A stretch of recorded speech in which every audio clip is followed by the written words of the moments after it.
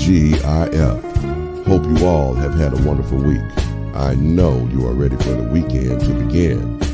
So, welcome to the Just Ask Char advice channel. We will be getting started very soon. So get comfortable, get ready, and relax.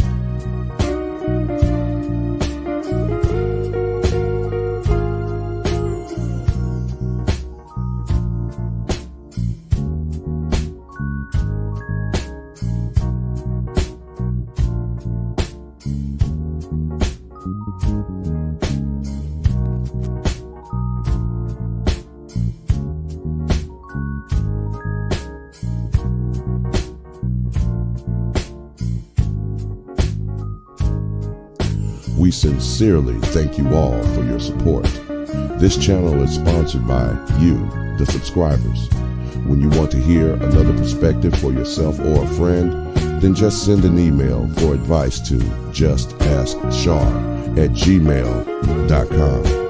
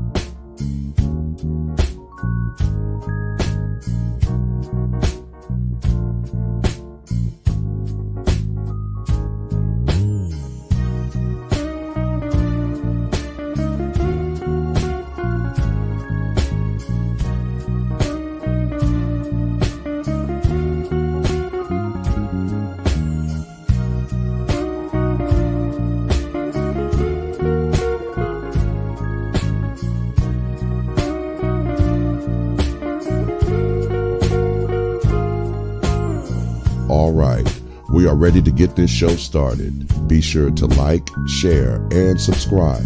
Tell a friend.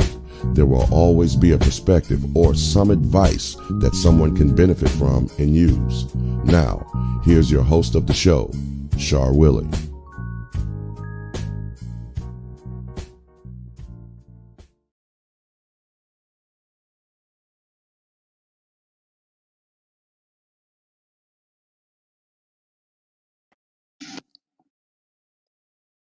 Greetings, greetings, greetings.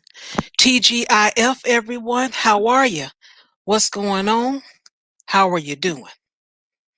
I hope you're doing well.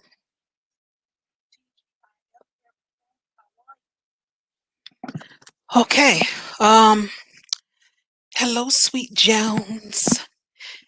I remember there was what was that? It was I know it was a little girl, and whatever it was, it made me laugh. It was someone that said something about Jones, you sure got nice bones. I don't know if it was a nursery rhyme or what, but whatever, I remember that. But anyway, welcome to the show. Hey everybody, how you doing? How you doing? Let me see what I got to tell some folks. Let's see. Well, it's getting warmer, and that's always a good sign. Sundress season, if you will. Not all of us are ready. I know I'm not. So I guess I'm gonna keep my slacks on until I'm ready, because right now I'm not ready. I'm just saying. Let's see. Well, with that being said, you know they're opening up a lot of the guidelines, and with this mask, they're saying, hey, you can take it off. Take it off. Just about. Now here in Illinois, we just got to phase 4. And phase 4 meaning at least 60% capacity indoors is allowed. So that is what is going on. And they're looking to push for July 4th being the opening date where no mask if you are vaccinated. Now, those cards are being sold out there on the black market. Not quite sure if it's really the black market, but, they're out there being sold for 20 twin. And some people probably going to print some themselves if they got the right equipment. So can you really trust that, knowing that if you just flash this card, that's your key to getting in with no mask. I don't know. I think I'll be still wearing my mask to 2022. I'm just saying. I say also be careful out there because it is too much going on. We don't really know what works. We're guinea pigs, believe it or not. What else? Oh, they got signing bonuses for McDonald's. Okay, yeah, I know you may not be excited, but those with children, hey, just saying, they can get a little bit extra money because the wages are going up. They got a signing bonus and they're giving $100 if you get the vaccine. Well, maybe not McDonald's, but I know Amazon is because they got a signing bonus as well, and they definitely giving $100 for the vaccine. But I'm hating when I'm hearing a lot of politicians talk about people are choosing not to work because of the unemployment. And it's not that. You make the better decision. And if you get a little bit less and you're able to and have to stay home with your children because you can't afford not to, then that's the route you're going to take. It's not like, oh, I'm just going to give up my job so I can get this unemployment for 6 months or a little bit longer. Yeah, that's a bright idea. Okay, please. And also with the universities, I read it's at least 300 universities in the United States that are requiring the students to get vaccinated. So, um, you out there that have children that are in college, just to let you know, this is what they're requiring now for a lot of them. It's not all, but it's just a minute before it becomes all. We know how it goes, a little bit at a time. And what else? Oh, and it's the last thing. Is this the last thing? Oh, I got 2 more things for you. Going back to the vaccines and stuff. If you are vaccinated, they're saying that you don't have to wear a mask inside of Walmart, Costco, Sam's Club, Trader Joe's, and Public. Isn't that where most of the fights be, in Walmart and Costco? And well, I don't know about those big markets. Walmart, that's where the fight's at, but I can see it going down. So we'll have probably a lot of more Karen stories when it comes to that. Just stay tuned, everybody. And also the last thing, our mayor has announced a revised search warrant policy. It was a big thing that happened here in 2019 where a woman house was raided. And these people, it was the wrong house, of course. And she's standing up there, no clothes on. And they just disregarded her like nothing. So because of that scrutiny, they went on and said, okay, we got to make some changes. Oh, yeah. All right, so that's enough of me rambling. So the next thing I'll do is, you know what to do. Make the major announcement of, that wonderful, that lovely. You know who it is, y'all. Ladies and gentlemen, I present to you. Classic group, everybody. Classic group. That was epic. I present y'all listen. Since I was a kid, okay, like, other people's favorite wrestlers were like, my favorite wrestler was always The Undertaker, right? Like, I always liked the dark, weird, crazy stuff, the ghosts and whatever. So, Char, you don't understand how perfectly on point that introduction was. Like, that creepy, weird, perfect for me. Perfect. I love it. I am feeling even more loved and understood and just welcomed. And I mean, obviously, I have a special welcome. I'm like the best news that you could get in any day. Ruby's here. Yay! Oh my God, really? Ruby? Oh, I know. Y'all, you guys can calm down now. Don't worry. I'm going to be here all night. Don't worry about it. How you doing this evening, Char? I'm doing well. How are you doing? You sound excited. Yeah, I am definitely excited. On the mend. These antibiotics have been doing their lovely job, and I've been resting all week. So lots of energy for tonight, of course. I was thinking about the sundress thing. Do you Mhm. own sundresses, Shar? Because I'm not 100% sure what a sundress is versus just like a dress. Like, is it just a dress? Like, is it Well, they special? call it sundress because it's less more skin, like it's the thin strap on your shoulder. Mm, So that way you got the little tan line going there. And then it goes a little bit below the thigh, above the knee. So mm. it's this little cute, dainty little thing, if you will. Oh, okay, okay. Okay, I know what you're talking about. Okay, so I probably have owned those ever. I don't know if I own any now because pants are Ruby's best friend. But I just never knew what that was. So I hear people say that sundress season is on, and I'm like, okay, sure. Is it like special? Does it come with like UV protection or so? I don't know. I didn't know. I had to ask. So thank you for clearing that up. Yeah, that shoulder and collarbone be going on. Mhm. Not really a lot boob action. They do have some that are cut that way, but normally not. But Mm. they're just little dainty dress. You just look so summery and so flowery Mm. and beautiful. See, that's probably why I don't know then. Because first of all, if Ruby can't show off her cleavage, she's probably not wearing whatever it is.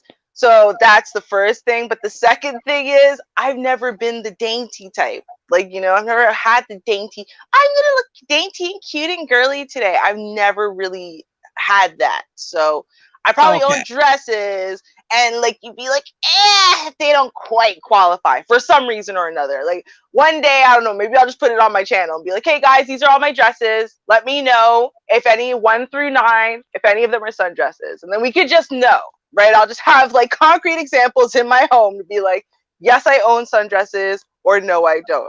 It's like a mystery, Okay. Understandable. right? Well, tonight we have a letter.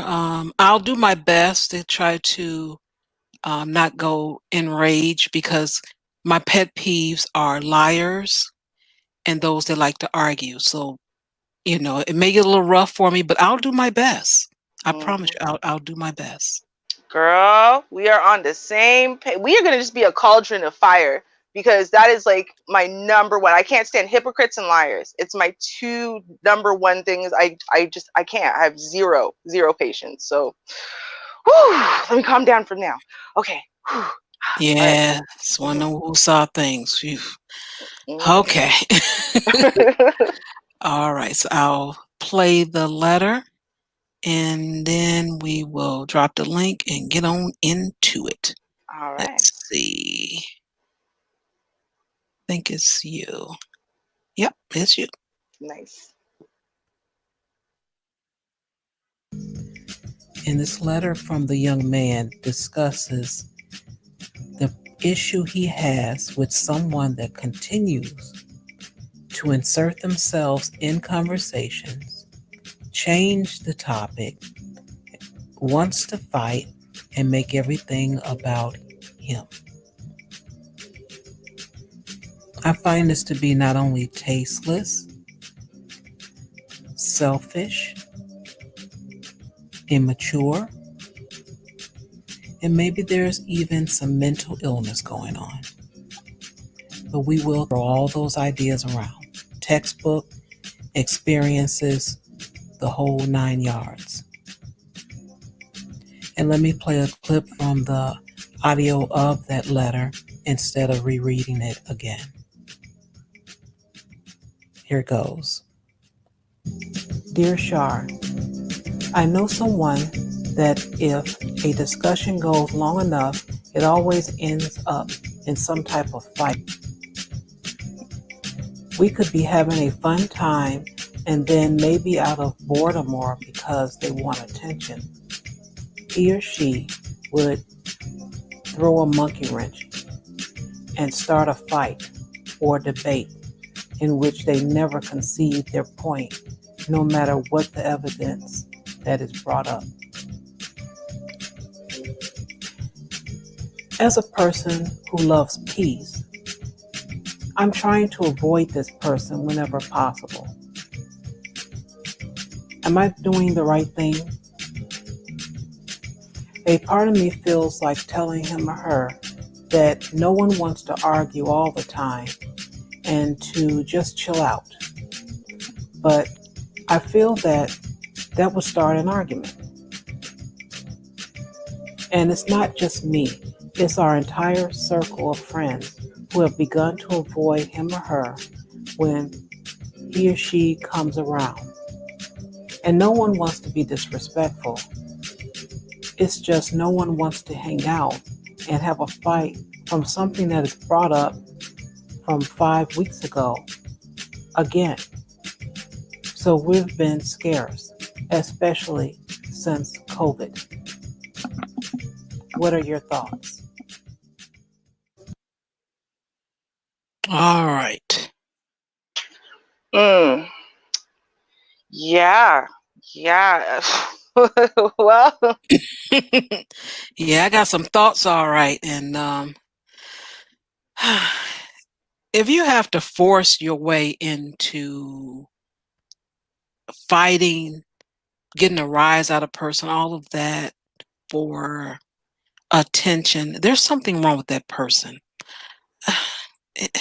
Yeah. Yeah. Right? I mean, here's the thing. Now, right? And so I told y'all before the letter starts, right? One thing I don't like is hypocrites, right? So I try to always not be a hypocrite, and I try to admit stuff to y'all when I'm gonna say something, because I don't want y'all. I'm no angel, right? I'm not perfect, and I like to debate. Anyone who knows me knows I like a good debate. I love a good debate. But there is a difference between someone who likes debating aspects or debating things and someone who likes to argue, right? And so I don't think we're talking about someone who debates everything, right? In this case, right? I think it's someone who likes to argue about things. And what's the difference? Because people probably think, well, what's the difference, right? Because for some people there isn't a difference, but I'm going to clarify, right? A debate is good-hearted, right? There's a good-hearted spirit to it. You're not trying to put anyone down. You're not trying to beat anyone down. Nobody's angry, right? This is not, people's emotions aren't on high blast, right? You might feel passionately. You might argue your point passionately, right? But at the end of the day, everyone's cool, right? People who like to argue are triggered. And you can tell they're triggered. You can tell they're triggered by the tone in their voice, the cut that they have to the things that they say, little backhanded, insults or compliments that they're going to give to you. They're going to basically imply that you're stupid, or that you're a terrible person, or that you're this, or that you're that. Right? Their voice, they don't necessarily have to have their voice loud and elevated and screaming, because some people, the reason why they don't understand that they're this kind of person is because they're like, well, I'm not screaming, so what's the problem? You don't have to scream for you to be an argumentative person in an unpleasant way. And, when I find that this kind of person, when I cross their path, right? Because at first, I meet a lot of people like this because I like to debate. So because I like to debate, then other people who like having debates, I read it all the same at the beginning. It's as it keeps going, and they can't stop. They can't let it go. It's going to keep getting deeper and deeper. They start bringing up more and more irrelevant stuff and red herrings down random paths, right? Because it's not about even making the point. It's ultimately about them being right and you being wrong, not about the thing that you guys are talking about in general, right? That's what they're trying to ultimately prove. And so I've noticed with this type of person that they don't care about the subject matter. They're not arguing about the subject. What they're doing is they're venting at you, okay? And so they're venting all of their insecurities, right? All of their personal failures, all of their pain, all of their disappointments, everything that has gone wrong for them. They're venting that at you. And so in essence, you can't win. You can't placate the situation. You can't bring the argument down. There's absolutely really no way of resolving it. And they're going to keep holding on to it, especially if this is why you say, oh, Well, let's say, for example, I don't know, you guys were having an argument two months ago about some article that you saw, and maybe it's a little controversial, and he or she believes one thing, everyone else believes something else, right? Now, y'all are going to debate it out. Tempers are going to flare. This happens. Fine, right? How do you know this person's argumentative? Because once y'all have duked it out, you've brought up all of the valid facts and points and stuff like that, right? It should be squashed now. You understand you're going to have to agree to disagree and leave it there. But they can't, because they don't actually even care about the subject. They walk away from that not thinking about the points that were brought up, not thinking about how do they even shore up their argument with better facts or anything like that. They walk away and it makes them feel bad internally, like they are stupid, they are bad people. It triggers all of their past BS and whatever. And so they're walking around with this inferiority complex triggered, and they can't wait to vent at you, to try to make themselves feel better about it, to try to elevate themselves. I ain't gonna take this lying down, because basically they walked away with the feeling that you said you're dumb, you're stupid, your opinions don't count, your thoughts don't matter, blah, blah, blah. And that was it. Just a bunch of sucker punches to their heart. And so now they're punching you back. That's what they're doing. And you can't win with someone like that, because the issue isn't you. It's not the argument. It's not the particular topic. It's not passion. It's not how you handled it. It's not how you handle it better next time and whatever. It's about them healing a whole bunch of deep internal stuff. Like, they've got a whole bunch of deep internal stuff that they're gonna have to heal in order for them to not do this. Something I used to do when I was younger, it was after I finished high school but didn't graduate, right? And before I started college. So it was in that period of time. Now, literally at that point, I was walking around and just like, I had this giant cloud of doom and gloom and past trauma. But the biggest issue for me is I just felt like I was a giant ball of wasted potential. I felt like I was so intelligent. I mean, I knew I was so intelligent, but I was wasting all that intelligence, right? Intelligent people graduate high school. Intelligent people go to university. Intelligent people, and all my friends were doing that, and I wasn't. Right? I was like one of the smartest people everyone knew, and I was doing nothing with my life. I was working at some stupid mobility company and drinking my life away. And I just hated me for that.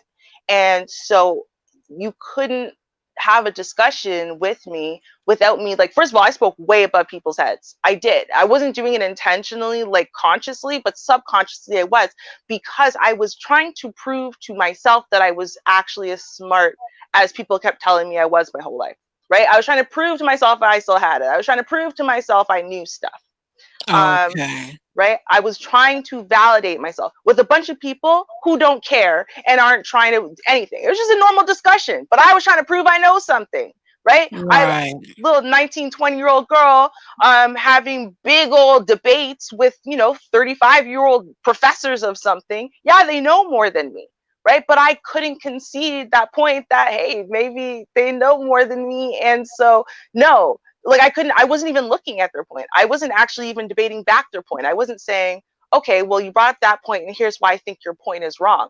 I would just get infuriated inside that no one was listening to my points. No one was validating what I was saying, because it made me feel more inferior. And so I would lose it, right? Like, I was not a pleasant person to have discussions with, especially once I had started drinking back then. You know what fixed that for me? Other than therapy, but what really fixed that for me was going to college and university. When I did the entrance exam to get into college, which is like community college for y'all, that was a big thing for me. But when I graduated with a perfect GPA from college, 0.0002 away from valedictorian, which still annoys me to this day. That's why I remember. That was a big boost. When I got into a school that doesn't even accept college transfers, but my grades and whatever were so good that they let me in and gave me transfer credit, which they never do. That was kind of what I needed. It's like I got this outside validation from the education system. Then, yeah, you are really smart. Yeah, you can perform. And I suddenly stopped feeling like I needed to prove myself everywhere I went, to everyone I spoke to, all of the time. right? Now, I'm going to point this out and move on because we have Vonda waiting.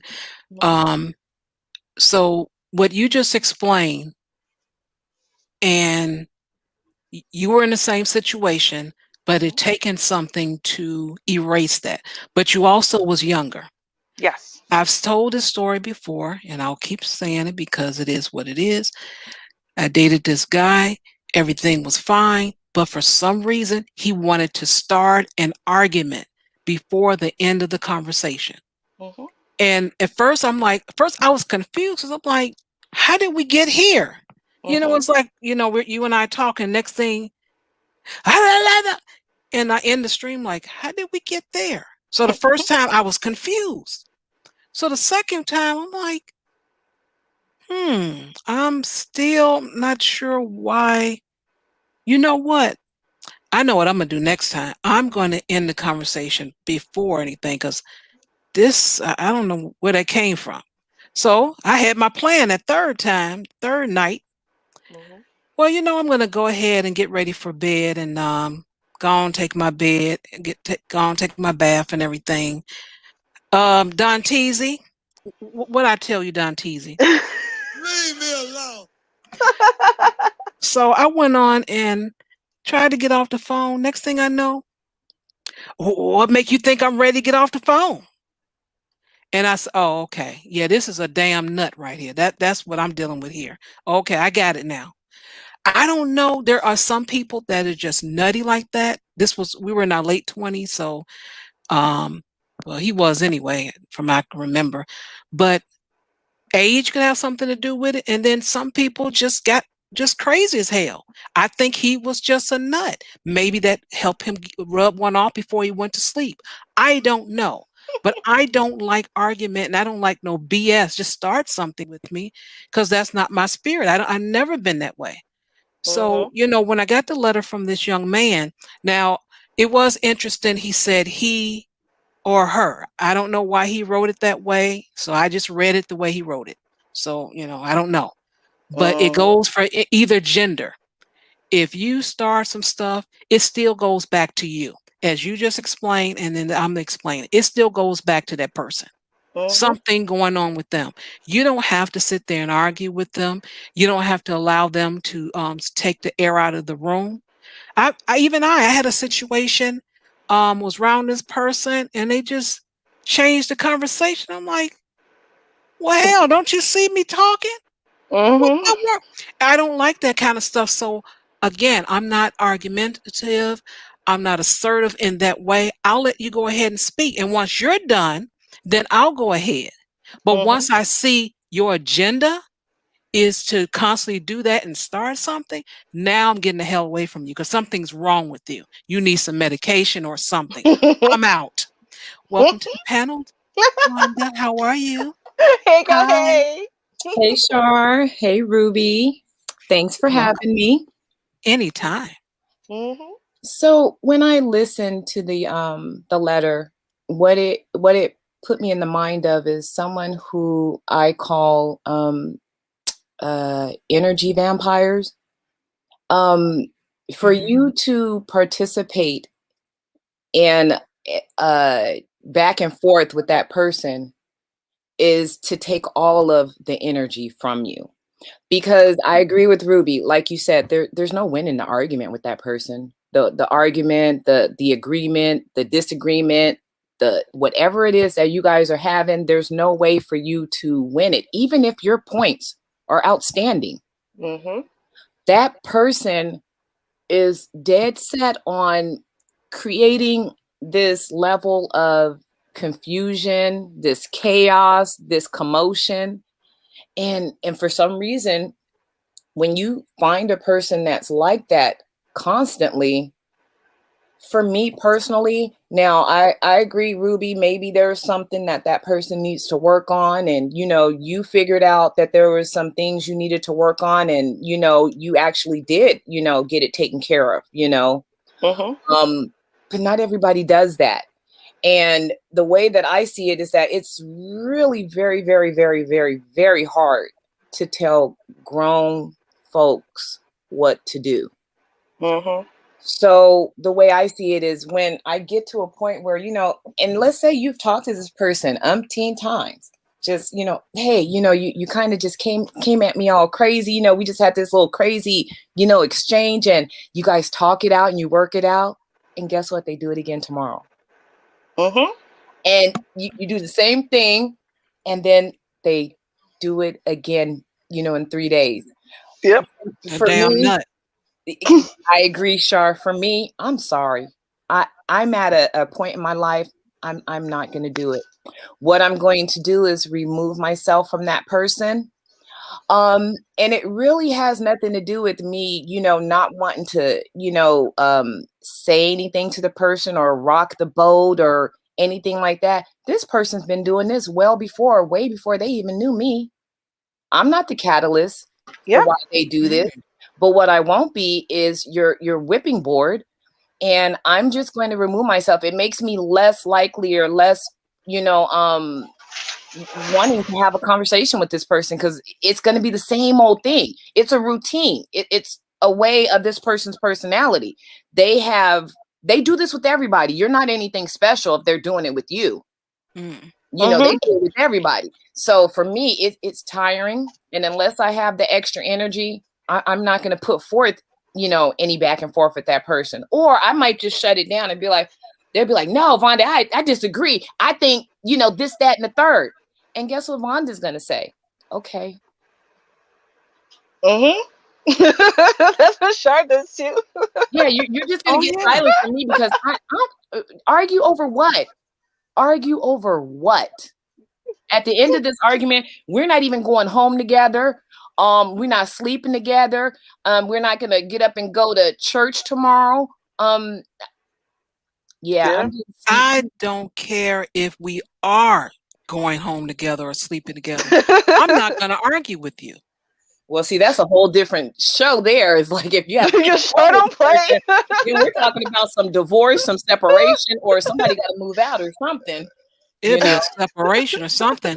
I was in a situation where my guy used to spend the night with me, and he wanted to argue. It was late at night. I had to go somewhere the next day. I think work. In fact, I think it was work. And whatever was going on with him, he was just talking. And that was fine, but he saw me dozing off, then he would hunch me. And I'm like, what the? Ooh. Can we talk about this tomorrow? And he would still talk, and I would doze off, because whatever it was, maybe midnight, 1 o'clock in the morning, and he would do it again. I got up and went in the bathroom and got in the tub to go to sleep. Boo. He followed me there. And God. I said, okay, either you leave me alone or I'm going. I was going to go and get in my car and go to sleep. That's how far I was going. But I shouldn't have to do that, because I'm not saying whatever you're talking about is important. But hell, after 30 minutes, if you ain't got to the point, it's something with you. I'm willing to help you. I listen. I wasn't saying anything. I was listening. There was nothing in there that I can problem solve. No. Even with a couple of questions, there was nothing. So now it's something psychological going. I'm not, I don't write, prescriptions. That I don't do. If I was able to, I would do it. It would be a lot of people. I would go around to different places and write prescriptions, because some people need some help. It's like a switch has been flipped with that person. Once they get into that mode, it's like snap of a finger. They're in that mode, and there's nothing you can do to stop it other than not participate. No, absolutely not. Here's the thing. You have to think about it like this, right? That person is a cat, and you are their scratching post. You are that post that they use, right? It's covered in carpet and stuff, and they put their claws into it. They dig their claws into it and pull their claws out, and they're doing all that, okay? That's the correct place for them to play with their nails and stuff. Yeah, that's the correct place for them to play with their nails and stuff and do all that stuff that they're supposed to do to, make their claws feel better and scratch up their back and do all that stuff, right? We all know this, and make their teeth feel better and whatever, right?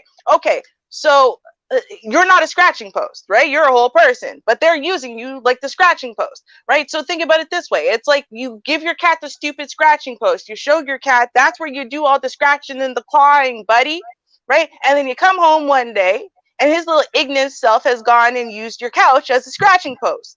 You don't go, oh, well, he's a cat and he's got to do that with the nails and I'm fine with that. No, you're not happy with this. And that's a cat. Okay. The human beings are doing the same thing. They are using other human beings as their scratching posts to scratch that itch and to pull out those claws and to, file down those fangs and everything that they're doing to make themselves feel uncomfortable. When they get to that level of discomfort, okay, it's building up inside of them. They can feel it. Okay, they are using you as a scratching post instead of using the healthy outlets that society has given them for them to be able to properly not just vent out those feelings, right? Not just to vent out those issues, but to work through them and put them to rest so that way they don't keep reoccurring. Now, the thing is as our Sir Petty has taught us about enabling ain't shitness, right? When we sit there and we allow ourselves to be used as these emotional scratching posts, we are enabling the ain't shitness because we are teaching them in essence that they can continue to use this as a coping mechanism and that someone will always tolerate it, right? Because it's normal, except we know it's not. And not only do we know it's not normal, we don't like it.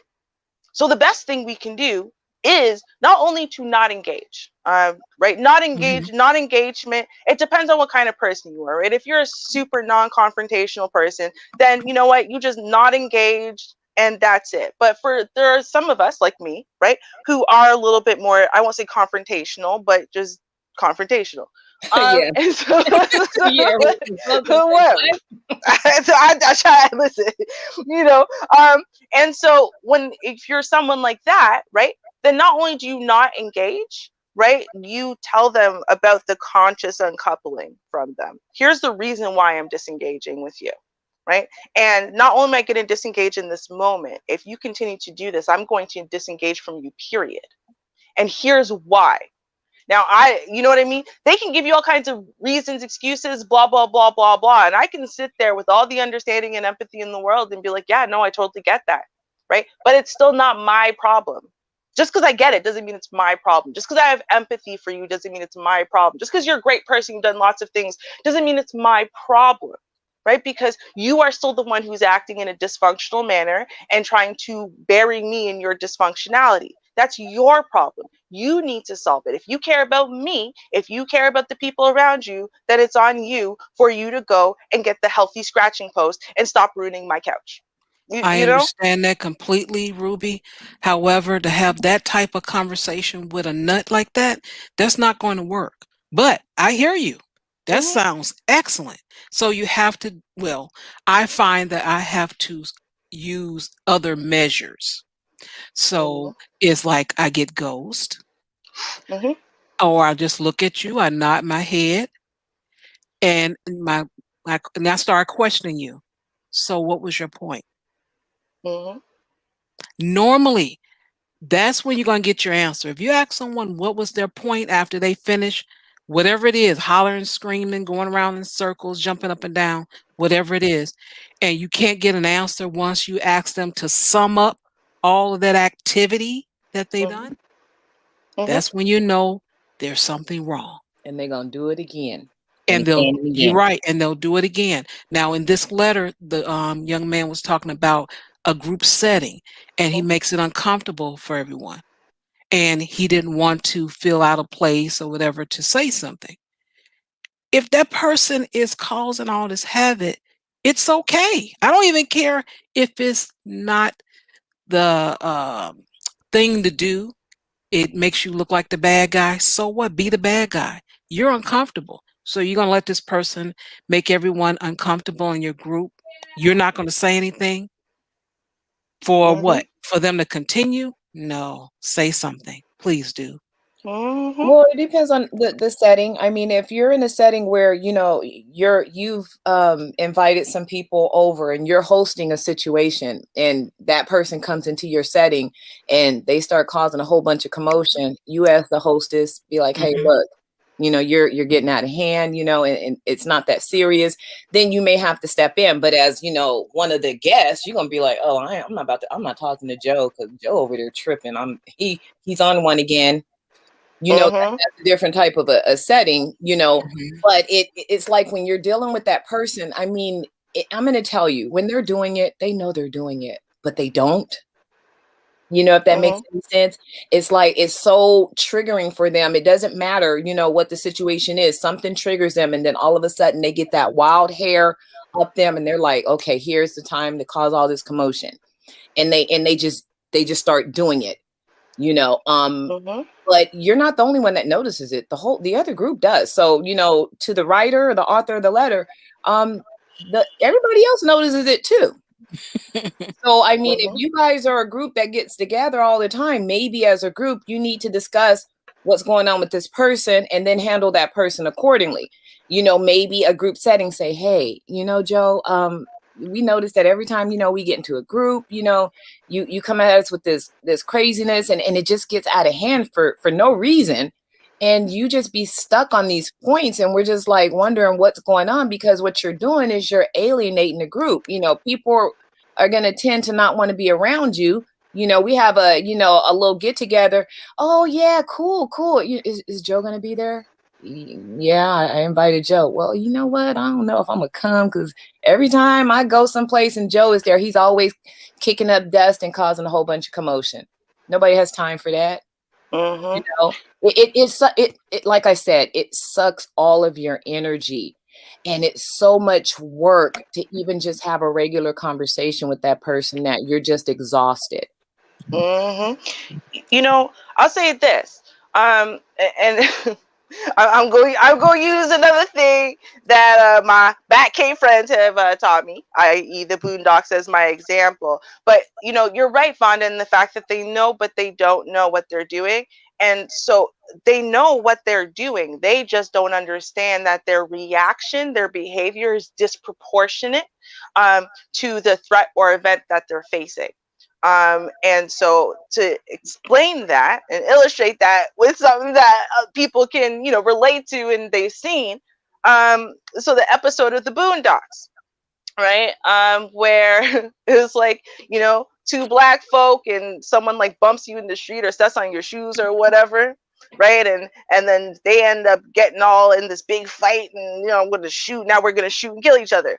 And then, you know, second scene is a white dude and a black dude walking down the street, bump into each other, and then words start getting exchanged, and then there's like this pause, and the white guy's like, hey, wait a minute, I'm white. And then he just turns around and just keeps walking. No fight, no guns pulled out, no whatever, right? And it's like, you have to think about, well, if that's not about race, that's specifically about actually that particular community, where if you have absolutely nothing, then the only thing you have is your word. You have levels of respect. You have reputation, whether people think that you're a punk or you can be punked, whether people could walk all over you, right? And so the more scarcity that you face, right, and the more threat that you face in life, the more reactive you're going to be to the littlest perceived disrespect, the littlest perceived insult, right? Because it's a matter of survival. It's a matter of life or death. Whereas in, you know, the guy that they're using this example, yeah, he's white, but now he's probably upper middle class to rich. He's walking down the street. He's got lots to lose.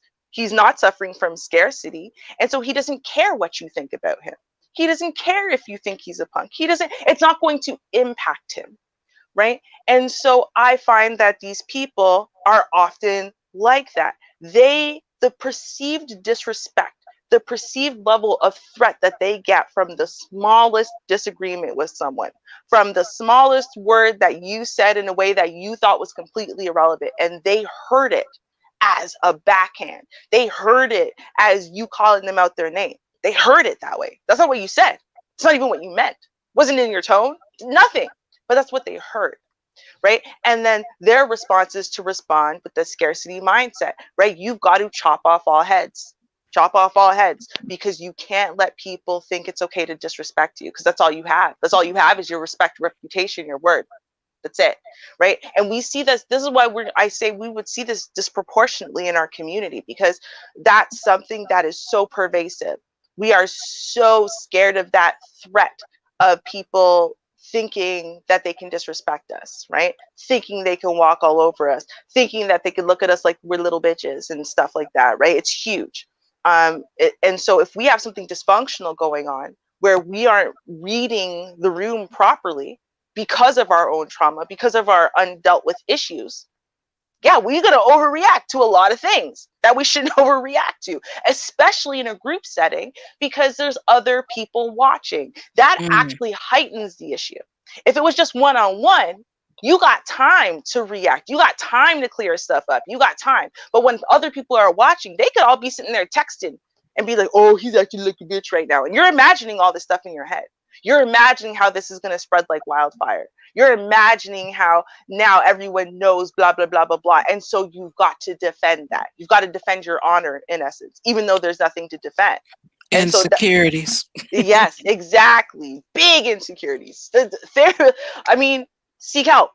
But again, it's not your fault. It's not my problem, Char's problem, Vonda's problem. It's not our problem when we encounter this person, right? Understanding and recognizing that's what it is doesn't mean, well, now that you understand, you have to deal with these people. No, you don't. No. No, you don't. At all. Don't. Please don't. Now, I'm going to tell you what I find. I find this more common with men than women. Mm-hmm. Yeah, I would agree with you on that, Char. You know, when I have encountered those situations, they were with men. And, you know, just by nature, I don't argue with men. You know, I've argued with my own man, but just on GP, I'm not going to be arguing with just random men, because, I mean, number one, I don't like for people raising their voices at me. I don't like to be yelled at, you know. So for me, you know, sitting there with another man and he's just yelling and yelling, oh, but my point is, and I'm like, oh gosh, you know what? It's not that serious. I concede whatever the hell it was I said, I concede, because it's really not that important. We're not, you know, curing cancer, you know, at this dinner party or this get together. So whatever you feel, you know, I just want to just be away from it. Because for me, it's too much chaos. For me, it's too much chaos in my head, too much chaos in my face. And I don't want to have anything to do with it. So it's like, oh, you know what? Okay, cool. You know, and I may not necessarily be like that. I may be a little bit more diplomatic, you know, in a public setting. You know, I'm not going to front the person off. It depends on how they come at me. If they come at me too hard, then yeah, I'm going to come, you know, equally as hard. And then it's going to shut everything down. But I'm just going to find a way to maneuver my way out of it and go somewhere else. Now, if I'm dealing with someone I'm in a close personal relationship, you know, it's my man, and, you know, he just always wants to argue. That's a different story. I'm going to try to put some time in it to see why do you do that? You know, you know, right. There's going to come a time where it's going to calm down, and then it's going to be like, okay, now can you tell me why you reacted, you know, so, you know, crazy, you know, when we just had that discussion, you know, on Tuesday, you know, what was going on? Why did you have to get all crazy? You know? Yeah, be careful with the word crazy, though. Crazy. But I know what you're saying. I probably wouldn't say crazy, because then we'd be in another commotion, you know? I hear what you're saying, but yeah, I, you know, may think that in my mind that it's crazy, but yeah, I wouldn't use those terms. But yeah, I would agree when it comes down to the relationship. You're trying to figure out what it is so you can solve it, because that's what it is. You're relating with your partner. But that outside person, again, it does depend on the setting, I agree, and also the relationship. But I'm not going to invest a lot of time in being a punching bag or anything like that. And then also, I'm just good at removing myself. It's really simple to do. It doesn't cost a whole lot. And even if it did cost something, I'm fine with that. I'm gone. I'm gone. You can have it. Yep, you are right. Yep, the earth is a triangle. Yep, you're right. It's the easiest way to move on from it. You know, because you can't change anybody's mind. And Yeah. they're going to think whatever they're going to think. But, you know, I don't have to, you know, you come up to me with a big old bonfire. I don't have to throw any gasoline on it. I'm just going to be like, let me just step back from this, you know, and I'll let you have it. I will concede and let you have it, you know. And sometimes, you know, that person, you know, if they notice that they have alienated the entire group, they may want to change, but I'm just going to say with men, they tend to not. Right. They look for They will, someone else. yeah, Mhm. they will actually say, you know what? I don't know what's wrong with them. They are the ones with the problem, not me. And so they will continue to be that way. And another group that will accept it. You know, I've actually seen that happen. Yeah. You know what? They. I gotta say though, y'all, I think that this happens as far as what we're talking about, the underlying response that triggered to nothing, that overreaction to the perceived threat and everything. I think that happens very equally with men and women. I just think men and women react differently to it, right? Like women are more likely to do something more along the lines of kind of where our brains go, like say with gossip, right? Gossip was our number one battling tool 10,000 years ago when we were competing for mates, right? And so we're more likely to go that way, right? You know, the sharp but deadly tongue, but not directly, right? More indirect, more passive aggressive than aggressive and stuff like that.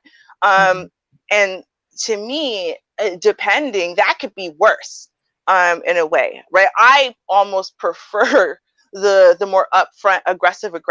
I like aggressive over passive aggressive. Passive aggressive makes me constantly almost afraid of society and socialization, because you never know what's happening behind the scenes, like, you know, behind the scenes of behind the scenes. So this is my group of friends or whatever, but I don't know, maybe I feel like I pissed off so and so, and I know how she stays, but she said everything's cool. But meanwhile, she set up this whole campaign to destroy me behind the scenes. And I'm not going to find out until 3 months from now. And it's going to be like, ha ha, remember what you did 3.5 months ago? Yeah, you witch. And that's it. Now my friends are gone, my life's gone, my reputation's gone, right? So, I mean, at the end of the day, and you're like, bro, I didn't even do what you think I did. And what I did was so small. And I apologize. Why is this happening? Right? People, but I think that's an issue. We have an issue in general, a generalized issue where we're not good at dealing with emotions. That's right. Oh my gosh, that is so true. That's Yeah. very, very true, Ruby. Yeah. That's very, very true. We're not good at regulating our emotions, right? We're not even really good at identifying the emotions that we feel. And a lot of times, the majority of us hide behind emotions that are safe. So we're going to use anger, for example, right? Because anger is aggressive, anger is tough. Anger doesn't tell people that you're weak or that they got to you or that you're pathetic, even though the feeling you feel inside is an anger, right? Anger is just the safe thing that you can express, right? But inside, you're actually feeling like, you know, you're a marshmallow and all melted and sticky and is sad and broken, right? But like, we never learn how to mitigate that. We never learned how to properly identify those emotions, express them, say with words, I don't know, go figure, express why we feel that way.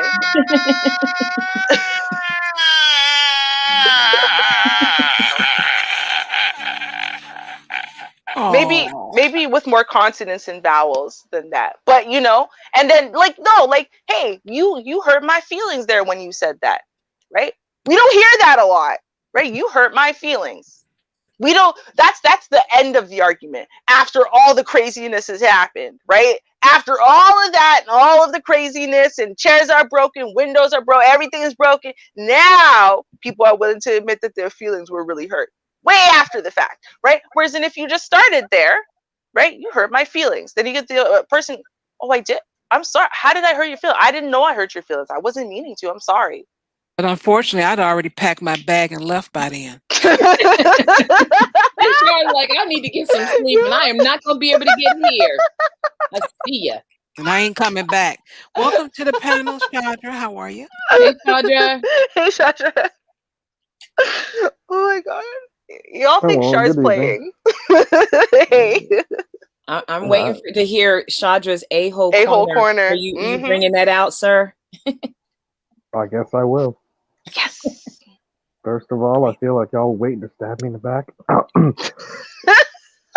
Never that. Never that. Would never. I would never. But yeah, so I've actually been in a similar situation, and we did try to confront the guy actually. And when we tried to confront him, we did a thing where we tried our best to show him exactly how he's making everybody else feel around him, uncomfortable, ignored, that nobody is being heard. So what we did was we did a thing where we kind of, acted like we put him on mute and didn't respond to a thing he said. Did it work? Oh, that's the interesting thing. He got angry and flew off at the handle, and no, it didn't work because he ran crying to somebody else about how we mistreated him, even though he comes into conversation and talks over us all the time. So it's like, you want all this respect, but you won't give that respect. Wow. This is just what we just mentioned earlier. I find it to be with men, and they don't stop. They just run to someone else to join their bandwagon of sorrow and hurt and pity. I mean, there's currently a guy on YouTube running around crying about how someone else isn't shouting them out, isn't giving them their proper dues, and using the emotion of anger to hide all that whatever psychological problems are underlying there. Yeah, you'll never get a direct answer. Like I said, once everything, the dishes of finished thrown is, in the analogy that not quite, that Ruby just mentioned. Once all that is settled down, you'll find out way later, if you ever find out, because sometimes people don't admit it. Oh, I was hurt. But unfortunately, see, everyone acts differently. Like you just mentioned that you tried to do something to reenact this scenario to say, hey, check this out, see how it feels. It didn't work, did it? No. Again, everyone reacts differently. So with me, like I said, I'm gone. I'm out. I'm about time you finish, you calm down and all that. I done flew out. Yeah. I mean, I will say this, because to be fair, some people, they're not trying, right? And there's some people that will never change, right? Or they get to a certain age where honestly they're basically unchangeable at that point. But then there's other people who honestly have just been around so many people who have either spoiled them, pampered them, coddled them, but ultimately have not been honest to them. So they honestly do not really see what they're doing as a problem. Now, while demonstrations are fun and funny and sometimes definitely warranted and earned, I think that if you don't have direct, like, hey, listen, this is what you're doing. Now, with the person that A-hole corner mentioned, right? This conversation did happen multiple times by multiple people. So this is not an admonition, because it did happen and it was ignored. So then, got to go to phase 2.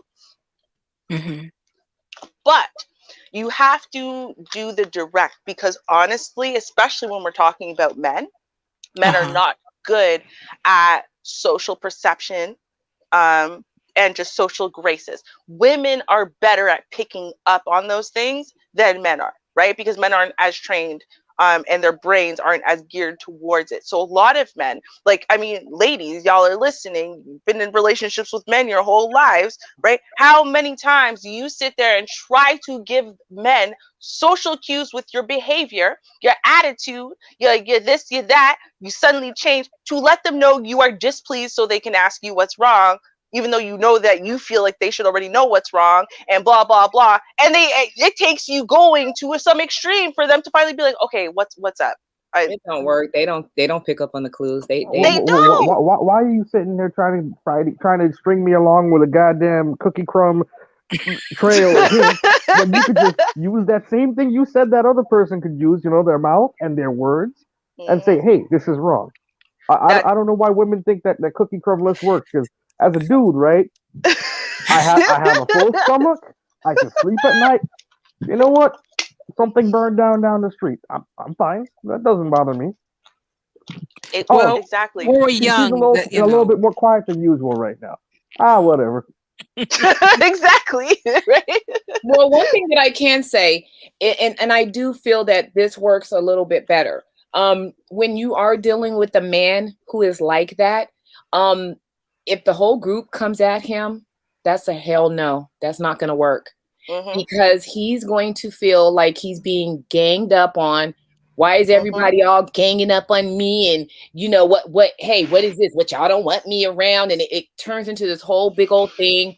The best thing to do with Well played, Char. Well played. So after he does ready that, tonight. after he has that emotional breakdown, I think the most diplomatic, calmest person should be the one that maybe talk to him and say, you know what, let's talk, you know, and just break it down for him and let him know. It's usually not a one and done. It's usually not a one and done. I will repeat, it's usually not a one and done, because they tend to be very what do you call it? Objective, like, you know, no, well, you know, and very defensive, you know, well, I only did that because of this, and I only did that because of that. I mean, the person that you're dealing with, they have to be willing to listen to the mediator person, because everybody has a group that has a mediator type of person in it. You know, they have to be willing to listen to what that person is saying.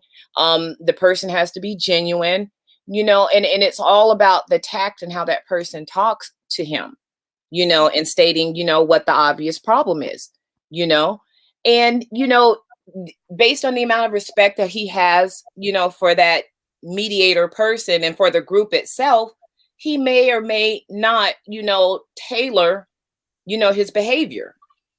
And then if he does not tailor his behavior, then the other members of the group have no choice but to do what they need to do to, you know, not deal with that person if that's what they choose. And they have every right to do that. Now, I'm going to throw a scenario in here because, you know, make it a little bit more applicable to real life. So let's say that you and your friends like to go to this one bar to play pool, right? And this guy is almost always at the bar, right? But so you guys go out, you play pool, you have a drink, you have a good time. But then in the middle of the pool game, he finds a way to start an argument because, you know, he feels as though that, you know, you guys should have voted for, you know, one of his candidates and he didn't like it, right? Or one candidate that nobody knows about, right? But you should have voted for him. And it turns a good time into a bad time. And this happens night after night after night. And it's you know, everybody thought that this pool hall was a place where you could go and chillax. And now, before you had 10 people going there and hanging out, and now there's 3 people going and hanging out. And then he starts showing up even when no one invites him because he wants to be there to start another argument with somebody else. And the entire group is seeing it because they peek their head in the door at the bar, and he's just sitting there waiting for somebody to come in there. Now, and see, this is the thing, right? And the bartender could tell you this at that pool hall, right? Now, again, not your problem as just one of the innocent bystander patrons, right? But the bartender could tell you that, again, his issue has nothing to do with that election, has nothing to do with none of that. His issue is that he walked into his house and found his wife in a 3-way with 2 guys and her.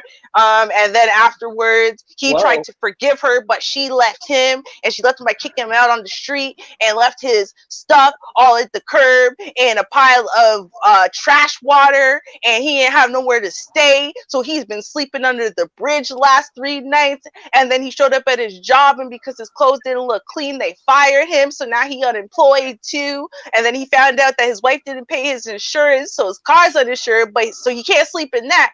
And so he's just having a really bad time, right? And he's angry and upset at the world. There's nothing and no one he can punch back at.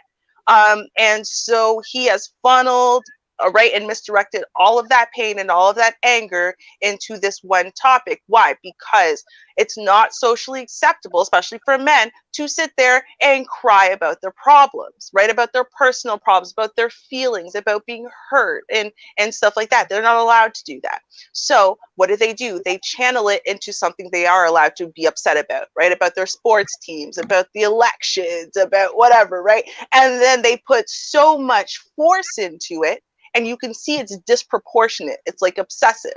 Then you're like, okay, it's not about that at all. Right? Nobody cares about politics that deeply. Nobody. I don't care. Nobody cares that deeply. Right? So it's about a bunch of other things. And, you know, until he deals with those other things, right? Even if he gets off of the politics things, he's just going to find something else. And it's going to be some other topic. You're going to think, oh, thank God the politic thing is over. And then it's going to be some news story, or then it's going to be some up. It's going to always be something, right? Because this is a deflecting, projecting coping mechanism. It's not about you, and it's not about the subject. That's why disengaging from the subject, no matter whether you care about them, this is your relationship, whatever, disengage from the subject, because the subject is irrelevant. And, you know, Mr. Ruby could tell you I do this all the time, because when I see it happen, I'll be like, all right, what's your real problem? I literally will just stop. Dead. I don't care. I don't care about anything you're saying. What's the real problem? I will care about your real problem, but I don't care about this, because I know this is not the problem. This is stupid. So what is the real problem?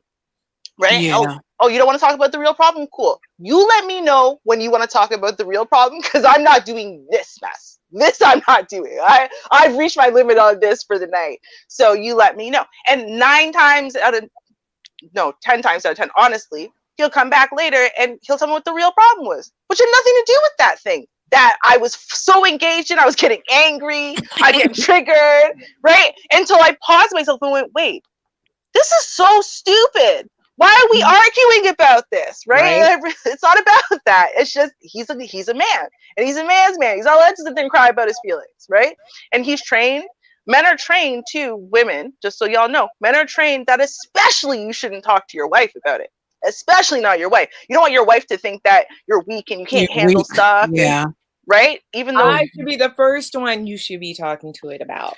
Exactly. Yeah, it'll make sense to us. However, it just doesn't go. I am a great person to talk to. Right. To that. But, Can I kind of go ahead. Yeah. Go ahead. Ruby, your head kind of aside. The problem is now whenever we want to go to the bar, this dude's there waiting on us, waiting for somebody to show up. So how do you deal with that? You pick a new spot. No, you talk to the bartender. So here's what's really interesting, right? We picked a new spot, right? And what happened, right, was he started following people around to find out where we were. Oh, y'all just want to go in here and be here without me. I see how it is. And he started to fight over that. You got to talk to the bartender. Yes, girls, my theme song. You know it. No, you know what you do is you talk to the bartender, because ultimately you can't do anything. You're just a patron. Okay. Now the bartender's allowing this BS because he feels empathy for the man's individual personal problems, which he has been divulged to him. So he knows what they are. And you know, they have this, you know, relationship and this bond. And so he doesn't want to betray the guy. He's trying to show this guy mercy in a way. He understands it's better for this guy to be here creating a little bit of a scene that hopefully everyone can deal with than being by himself where he might, I don't know, blow his brains out or something. So he's allowed. And a tab. The tab don't hurt. Tab and tips. Yeah. Right. So everybody else gets to suffer just as long as the bartender gets paid. I get that. No.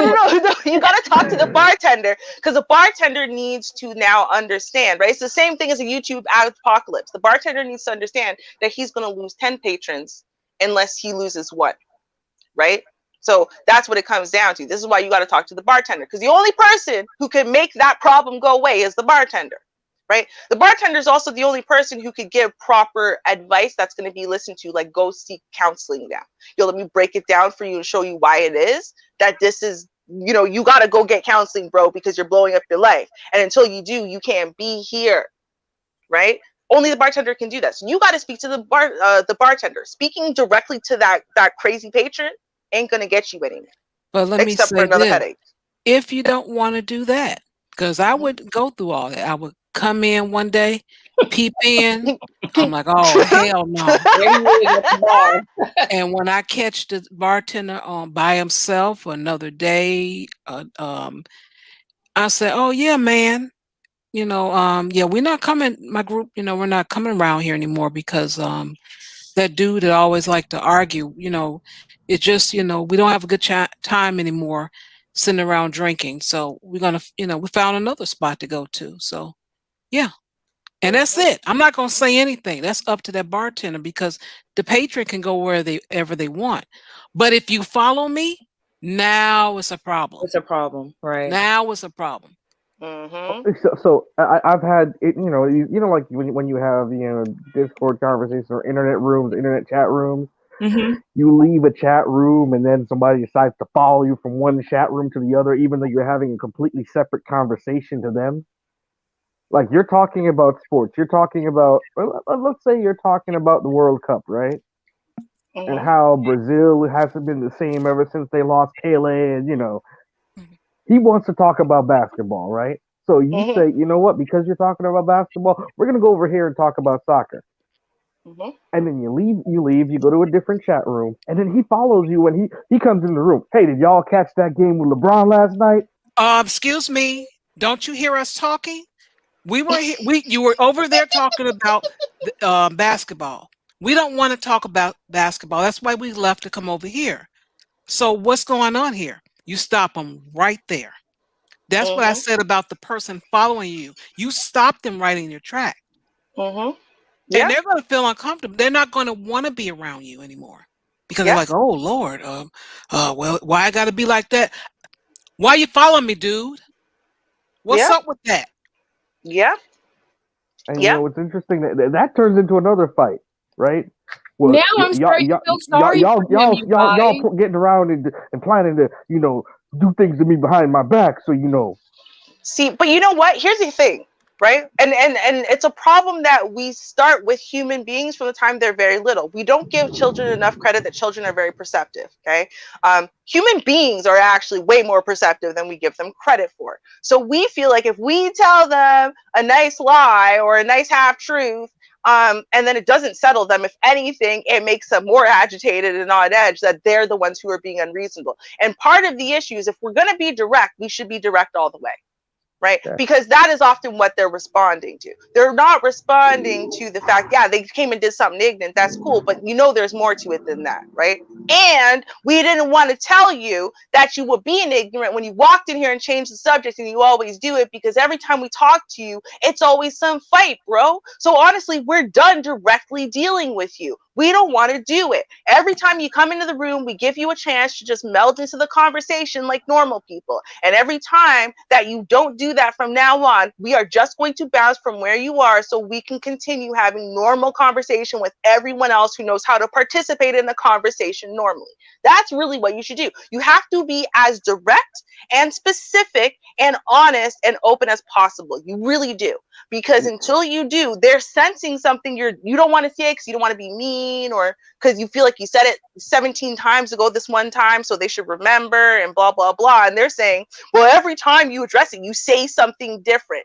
No, that's why you got to say it all. You say it all together, all at once, right? And if the problem happens again, you say it all together, all at once. Do not leave anything out. Don't spare people's feelings because they know that something's missing. This doesn't explain it.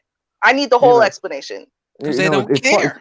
It's funny, right? Because I did have that conversation, right? I did have that full conversation. Like, yo, you come in here, you interrupt people, you disrespect people. I think you did. You did. I had the entire conversation, and no, you did. And that is the fair thing to do. That's the very fair thing to do is for you to say, hey, look, this is what you're doing, and you're alienating the group. So if you're going to continue, this is what we're going to do. So, I mean, it's not that you started out just, alienating the person. You did try to talk to them at first. And you stick with that action. And they don't change it. Don't Yeah. change. Yep, that's it. And then again, this is where the bartender, or if we're talking about behind the scenes, right? The runner of the Discord server, or the runner of the Zoom call, or whatever it is, this is where they come into play, because the host, right? That's right, what the I'm saying, host, the host, right? Because you give someone enough fair chances, and if they refuse to change or mitigate their behavior in any way, and they continue to be disruptive, then you have to turn to the host and say, hey, listen, host, we love you, buddy. We love the parties you host. But unless you're going to take care of this problem, we don't want to be part of this party anymore. The end. And yeah. Well, I love that song. I think that ended up being the solution that we came to, actually, at the end of the day. Like a completely different place, a completely different set of people, from a subset of people that just weren't going to deal with it anymore. And can I ask you, Chandra, how has that worked out? Oh, it worked out great. See, then there is a solution. We're about solutions over here. Yeah. Right? I mean, there was this one person who was really angry at us that, we didn't tell him right away to avoid this person. But, for us to go ahead and say, hey, this person is a total a-hole, and you might find this out sooner or later, but we don't want to be the ones that, shift you against this person since you seem to like them. Well, but they still blamed us for, not telling him everything. Well, totally you know what? If that person was a friend of yours, I will have to agree with that, because you probably would have saved that person from, 8 to 12 months of unnecessary, craziness that they could have, really circumvented. With just a little bit of, a little whisper, like, hey, this is what I'm going to tell you, a little something, but I mean, if it worked out, then I think it's a great story. It worked out for everybody. But I have a question for you guys. Okay. So we're talking about this, and we're talking about this person, or a person who's like this. And I'm just going to ask each of you, I mean, do people, check themselves? Do people keep counsel with themselves? I'll answer first. For me personally, I personally check myself. If I look and I notice that there are these things that are happening, and the common denominator is, I'm like, damn, I'm always in these situations. What's going on? Do you guys, in situations like that, do you check yourself and like go look in the mirror and be like, okay, what the hell? What is really going on? And I don't think people, for the most part, do that, especially if they continue with the continuous behavior, or they don't get the necessary treatment or help or counseling, whatever you want to call it, to take care of that. I will respond and say, yes, some people do check themselves, but a lot of people don't have a certain degree of self-awareness. I mean, in the situation that I was with a guy I always wanted to argue, right? Mm-hmm. There was somebody within the group that just would not argue with him, right? And you know what he said? He got angry at this person one day. This lady, she's a saint. She just won't have the fight, right? And you know what he said? I hate when my wife used to do this. She needs to pick a side. She won't argue with me over anything. Oh, Lord, not picking a side. Here we go. Yeah, he really said that, y'all. He even told me one day, okay? One-on-one, literally told me that was his problem with her. She avoided me because she won't argue with me about anything. And I was like, okay, like that's your problem? Like that's the issue? That's why you got mad. So you're trying to tell me, I please correct me if I'm wrong, that y'all were all right. It's just when you started an argument about something, or you disagreed with her about something, she refused to argue back with you. So you started taking issue with her and started attacking her over that, and now she just avoids you altogether. And that's your problem. I just want to clarify, that's what you mean. And he said yes. I'm like, really? Oh, wow. I sound like a damn nut. Mm-hmm. Oh my God. But see, this is the thing. And I agree with Shadra. most people do not have half as much self-awareness as we think that they do, as we give them credit for having. It doesn't mean these processes don't happen. It's just a lot of people are not aware of the process, they're aware of the end result. So this is why, right? Like in the case of this gentleman we're speaking of, right? This is why when the things calm down or it's a one-on-one conversation, right, he would mutter things, or he'd be yelling things about how he's not stupid. Everyone thinks he's stupid. Everyone thinks he's this. Everyone thinks he's that. But he's not those things, right? He's doing the same thing I told you that 19-year-old Ruby did, right? He is overly reactive. Why? Because when his points aren't validated, when his argument isn't validated, when his argument isn't agreed with, what he's hearing, especially if it's from people that he respects or he thinks are intelligent, right? Then if he hears back, you're stupid, you're dumb, you're not worth talking about. And then he hears all of the put downs he's either given himself or life has given him about not having an education, about not this, about not that. And even though nobody but him made it about that, right? That is what happened. So why did this happen? Why did this person disagree with me? Why is this happening? He is checking himself in his subconscious, right? And then he's coming up with the answer of because they think I'm stupid. And then he fights back against that answer, right? He's projecting all of that. That person sounds like they're stuck on stupid. And that's okay. There's nothing wrong. If that's where you're stuck at, that's fine. But it's going to take you to get to a place where you're going to want a different result, whatever that would be, whether it's medication, therapy, move to another city. I don't know. But doing the same thing over and over again is not going to work out for the person. It's just not. And the older you get, the worse it gets. That's why I said the person is not worth your attention. If they have to do all of that, they're not worth your attention. They're not. You know, I'm going to say this, and I don't know if it applies to the person in our example or not, but I'm just going to say it because Shaja brought up a point of him saying, you know, I hated when my wife used to do that. Here's the issue. And I'm going to be honest, because I've seen this happen before in more than one person, right? Where, you know, a man marries a woman. Okay, they're young, they're idealistic and whatever, and then ultimately he fails to live up to whatever expectations she had for her life and for him, right? He doesn't get that, you know, corporate job as a CEO or whatever she wanted for him. You know, they don't get to live in a mansion, they don't get this, they don't get that, and whatever. And the older she gets, the more that she's not able to keep up with the Joneses, the more she comes for his ego, the more she comes for his masculinity, the more she comes to break him down.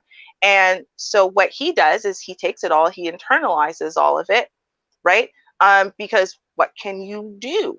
Right? I'm making good money, I'm doing this, I'm doing that. He should leave her, right? This is clearly not going to work, but he doesn't. He stays for the abuse. Now, why would he do that?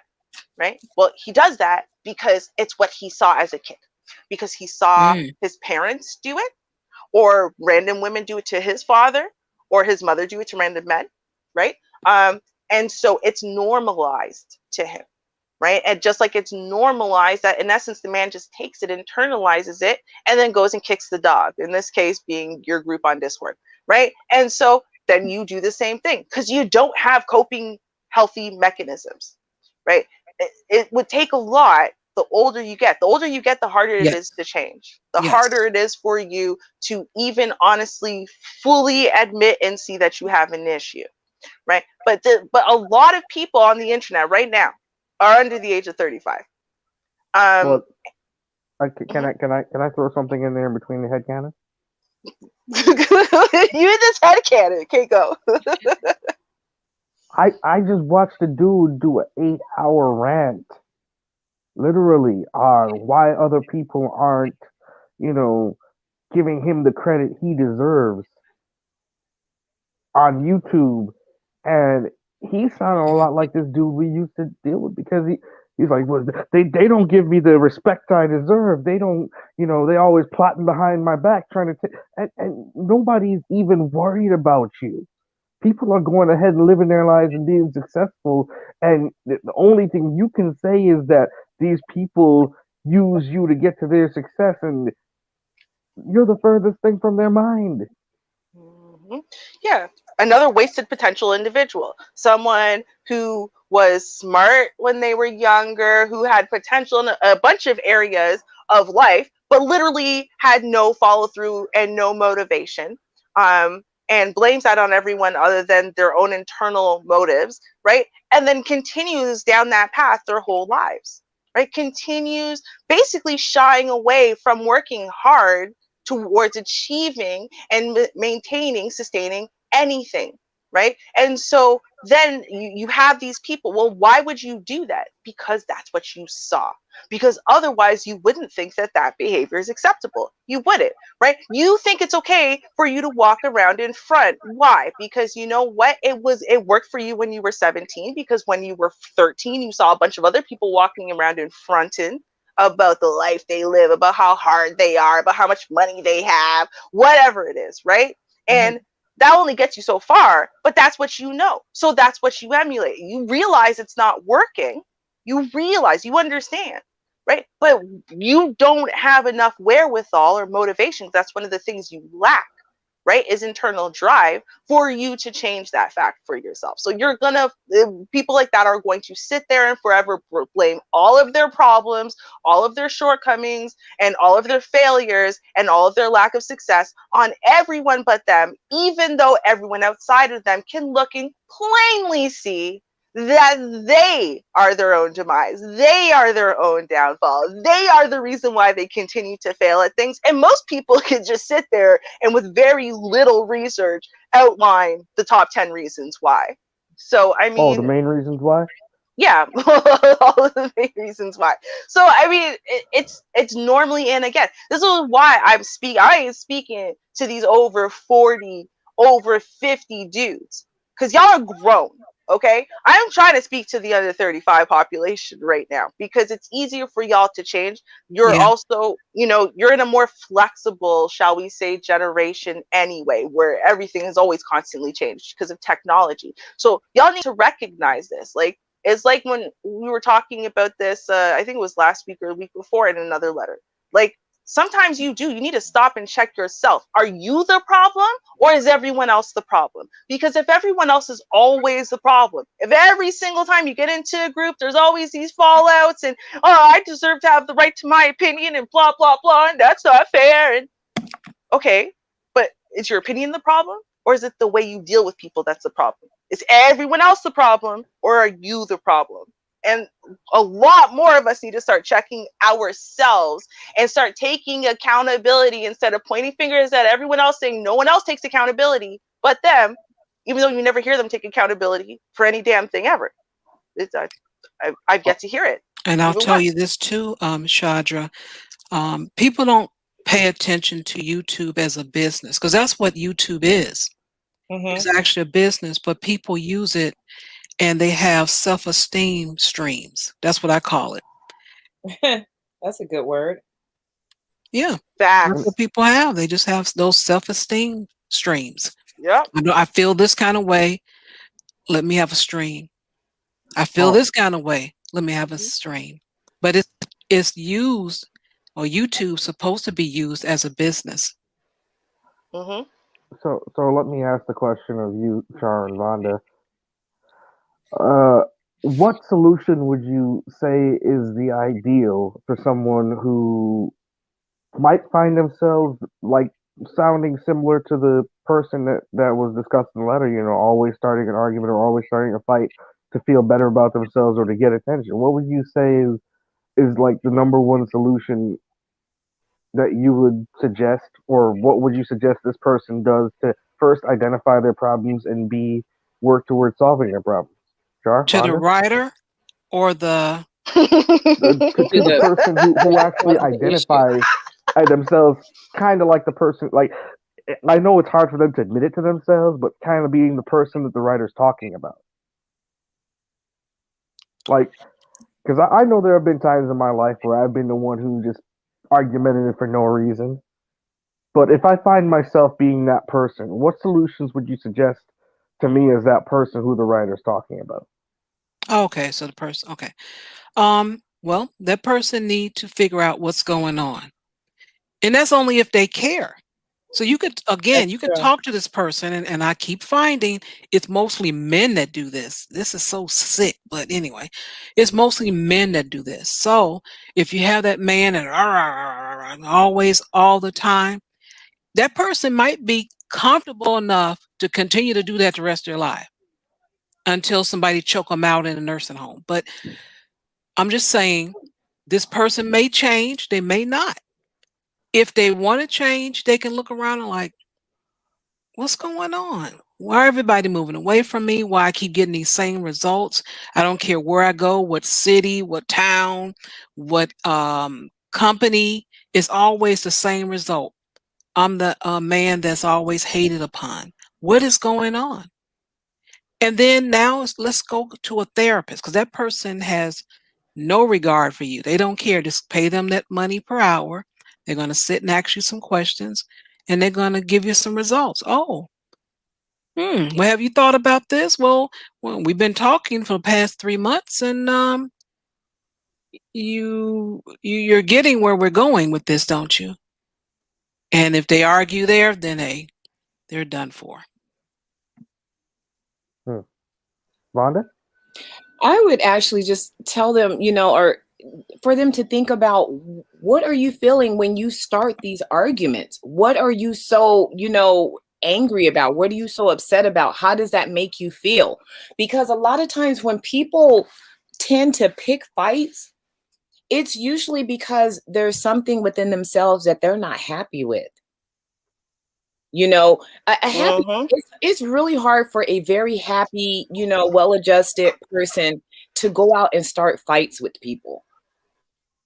If you're a fairly happy person, it's really hard for you to do that. But if you're someone who has like this angst inside of you, nobody knows what that is, but you keep getting into these same verbal conflicts with everybody. I mean, why do you feel like you have to fight with everybody? What is going on with that? And that may be something that they may have never thought about that. They may have just used this, this fight and flight type of thing as a mechanism for them to cope, and they may not realize that that's what they're doing. So are you saying that they're avoiding dealing with something in their lives, and because they're constantly avoiding it, they're using the drama of the fights they're starting to not deal with the real problems they have? That's very true. That's very true.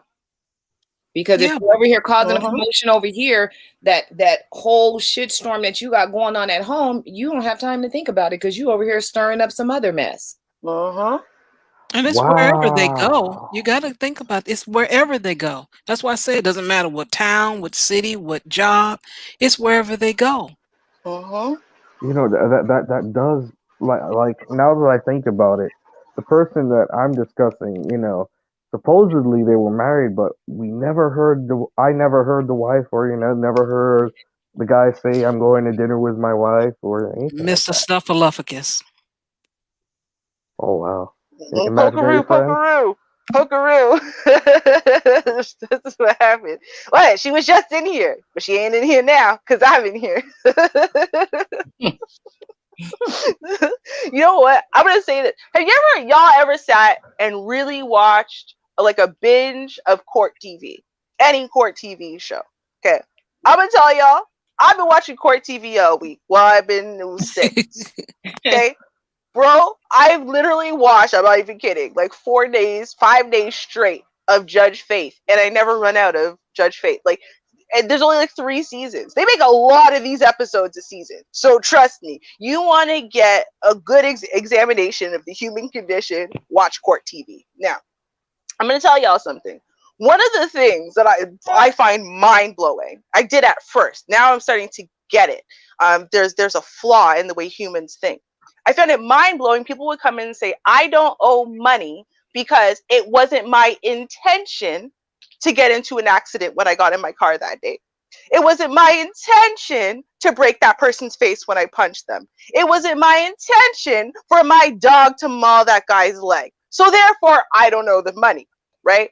Because I didn't intentionally go out that day to walk my dog, say, and sick him on that guy's leg. No one cares what your intention was, right? Like your fault and your intention, not mutually exclusive. It's not one or the other. Well, if you had the intention, then it's your fault. If you didn't have the intention, then it's not your fault. No, the law is not like that. Civil court's not like that. But people are like that. No one cares what your intention was. You can go into something with the best of intentions and get the worst outcome. And guess what? If you are the center of why the worst outcome happened, then it is absolutely your fault. Right? And see, this is part of the issue with people being able to do that thing. That first step in, AA or whatever, right? First step is for you to admit you have a problem. But the world has a problem and everyone else has a problem, because why won't they understand you? Why won't they show empathy for you? Why won't they show compassion for you? Why don't they get you? Right? Why don't you get my intention? Look how hard I work. I made all of these backdrops for my streams for anyone else. Why don't you get how hard I work? Right. What about my needs? Right? Like, no one cares about your intentions. The world does not care about you. They don't. Okay? And so what they do care about is how your actions, your direct behavior, your observable behavior affects them directly or the group directly. That's what people care about. They don't care about why you did what you did. They care about how it impacts people. And if it impacts people in a negative way, then it's your fault. You should care. Absolutely. Then you should care. Right. Your behavior impacts people negatively. It is your fault. And people need to start recognizing. I think this is why people can't take accountability. They can't take accountability because they think that if they can attribute their behavior to environmental factors, right? Like not like internal factors. It's not because I'm a bad person or I'm a bitch or I like to hurt people, right? It's something made me do it. Then they think it's not their fault. And so they can't take accountability. And if you can't take accountability for one thing, you can't take accountability for anything. And if you can't take accountability for anything, then you can't see that you're the problem, right? Human beings are like that. They literally have a name for this. It's called the fundamental attribution error, right? We are very good at blaming other people for their behavior. And we will say, yeah, no, not only can we blame you for it, but we're going to say it's because you're a bad person, you did it. We're very good at that. We are very terrible at saying I'm a bad person because I did this, or it's my fault because ultimately I'm the one who made that action, right? We're very good at excusing ourselves. Well, always brush off our behavior. Well, I think what people a lot of times, when they are the, the person who is, causing, this negative action, there's a big difference between the reason why they're doing it versus an excuse for doing it. The reason could be, I had this, thing happen to me, when I was younger. So because that happened, I tend to react in situations like that. That would be a reason. It's not to excuse it. So it's not to say, well, because this thing happened to me, I do this. I'm not going to do anything about it, but, so I want you to excuse it because, hey, I was, abused. So you need to excuse it. So there's a big difference. They'll take that reason for why they're doing it, and they will make that reason their excuse when there is no excuse. Right. There's no excuse for you to hurt another person. Now, there may be a reason why you're doing that outside of, just being a cruel human being, but that does not excuse you because something happened to you. Because something happened to you does not give you the right to inflict pain upon others. Exactly. See, that's why people don't actually like, ultimately, I guess, my rhetoric, right? Because I'm constantly trying to explain things, find the real reason why. The real reason why. However, the reason I'm doing that, right, is not to excuse past behavior, right? Your past behavior, there is no excusing your past behavior. If you're wrong, you're wrong. That's what it is, right? it's about understanding, well, why did that behavior happen? Because once you understand why it happened, then you can do something to attack not just the symptom, because attacking symptoms doesn't help, right? But to attack the underlying problem. So that way the symptom stops happening over and over and over again. Right. So when I'm sitting there and then explaining, well, this is why people do what they do. This is why I did it when I was 19. This is not so you can be like, oh, well, I understand. You just feel unfulfilled in life. Okay, I'll take no. It's so that way you can understand that there is no saving that person. No amount of understanding or coddling or this or that is going to get that person to change their behavior, because that problem is deep and underlying, maybe connected to trauma, maybe decades old.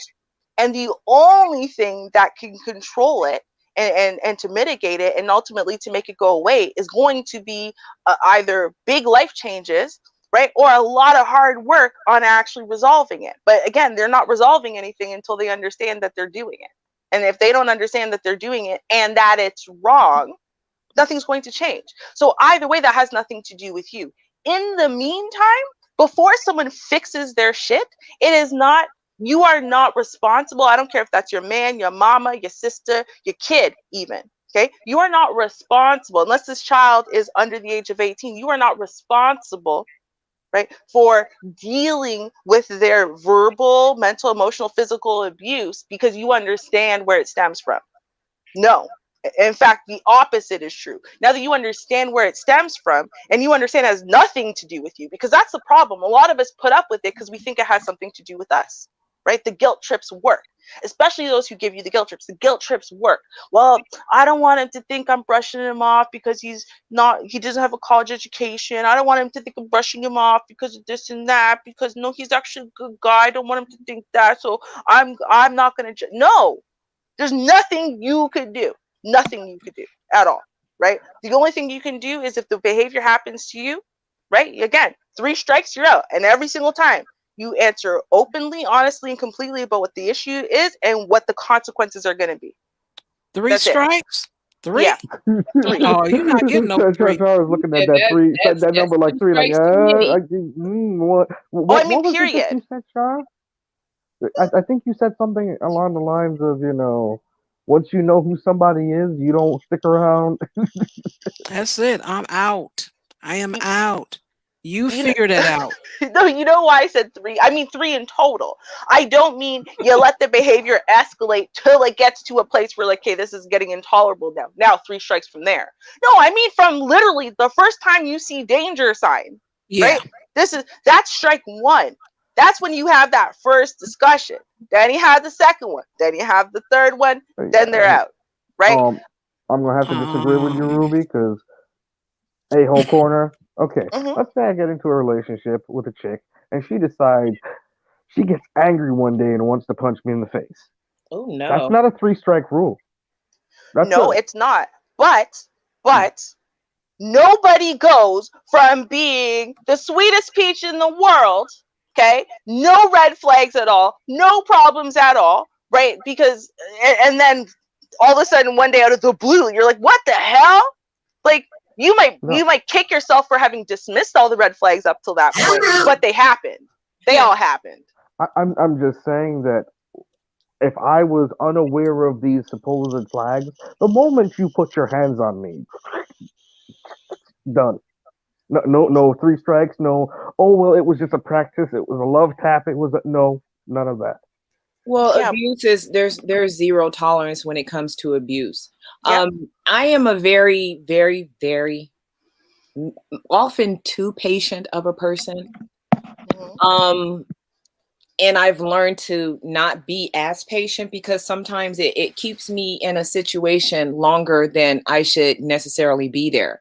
And that's only because, if I'm around a person and I care about that person, I care about their well-being. But at some point, I have to, put myself first and say, well, you know what? If, you don't think enough of yourself or even enough of this relationship to change that behavior, then there's absolutely nothing that I can do for you. And that's when we're talking about, verbal altercations and things of that nature. But if it ever escalates to a point where, there's physical violence, it's a one and done. It is a one and then it's done. You don't get another chance to whoop my behind. You don't get another chance to knock my teeth out. You don't get another chance to put my head through a wall. I mean, if I see it coming that first time, I'm running. I don't have a problem with running. Leave me alone. You know what? Here, this is the thing, though, right? So you think about physical abuse, right? For example, and this we've talked about it a lot of times. Again, someone does not walk into a relationship and tomorrow punch you in the face or even threaten to, right? It's a process. Women are the same way towards men. They don't start off at that level. And I'm actually literally saying that all of the behaviors up to the point where they're threatening to swing on you are strikes. And normally you get way more than 3 of those before they get to the point where they're going to swing. And I'm saying all of those are strikes because we understand extreme disrespect. We know if someone's calling us out our name. We know when someone is acting irrationally and violently. Maybe they're not threatening to hit us, but they're acting irrationally, aggressively, and violently. And all of those things should be strikes because they're all things that are dysfunctional in a relationship, obviously. And they're all things that show that this person has no ability to emotionally self-regulate, right? So you have that discussion after the first time where they lose their shit. You thought everything was going great. They lose their shit. They're yelling and screaming and going wild and whatever. You try to talk it through, right? You get to the bottom, underline what the hell was really the problem here and whatever, and then you set your conditions. You let them know, listen, I'm not doing that. That type of relationship is not for me. Now, normally when you scare someone early in a relationship, they're going to try to behave themselves for a little while, and so then you get another sign. It's different. It's not the exact same thing. It's something different. That's strike 2. Just because it's something different doesn't mean, well, they got to do the same thing 3 times, right? This dysfunctional behavior, no matter what it is under the same umbrella of strikes, right? You get to the 3rd strike now they want to do some crazy stuff. They're cutting up your stuff and whatever, and you're like, yo, no, you're out, right? As soon as Excuse me, someone speaking of abuse, I got to deal with someone in the chat room.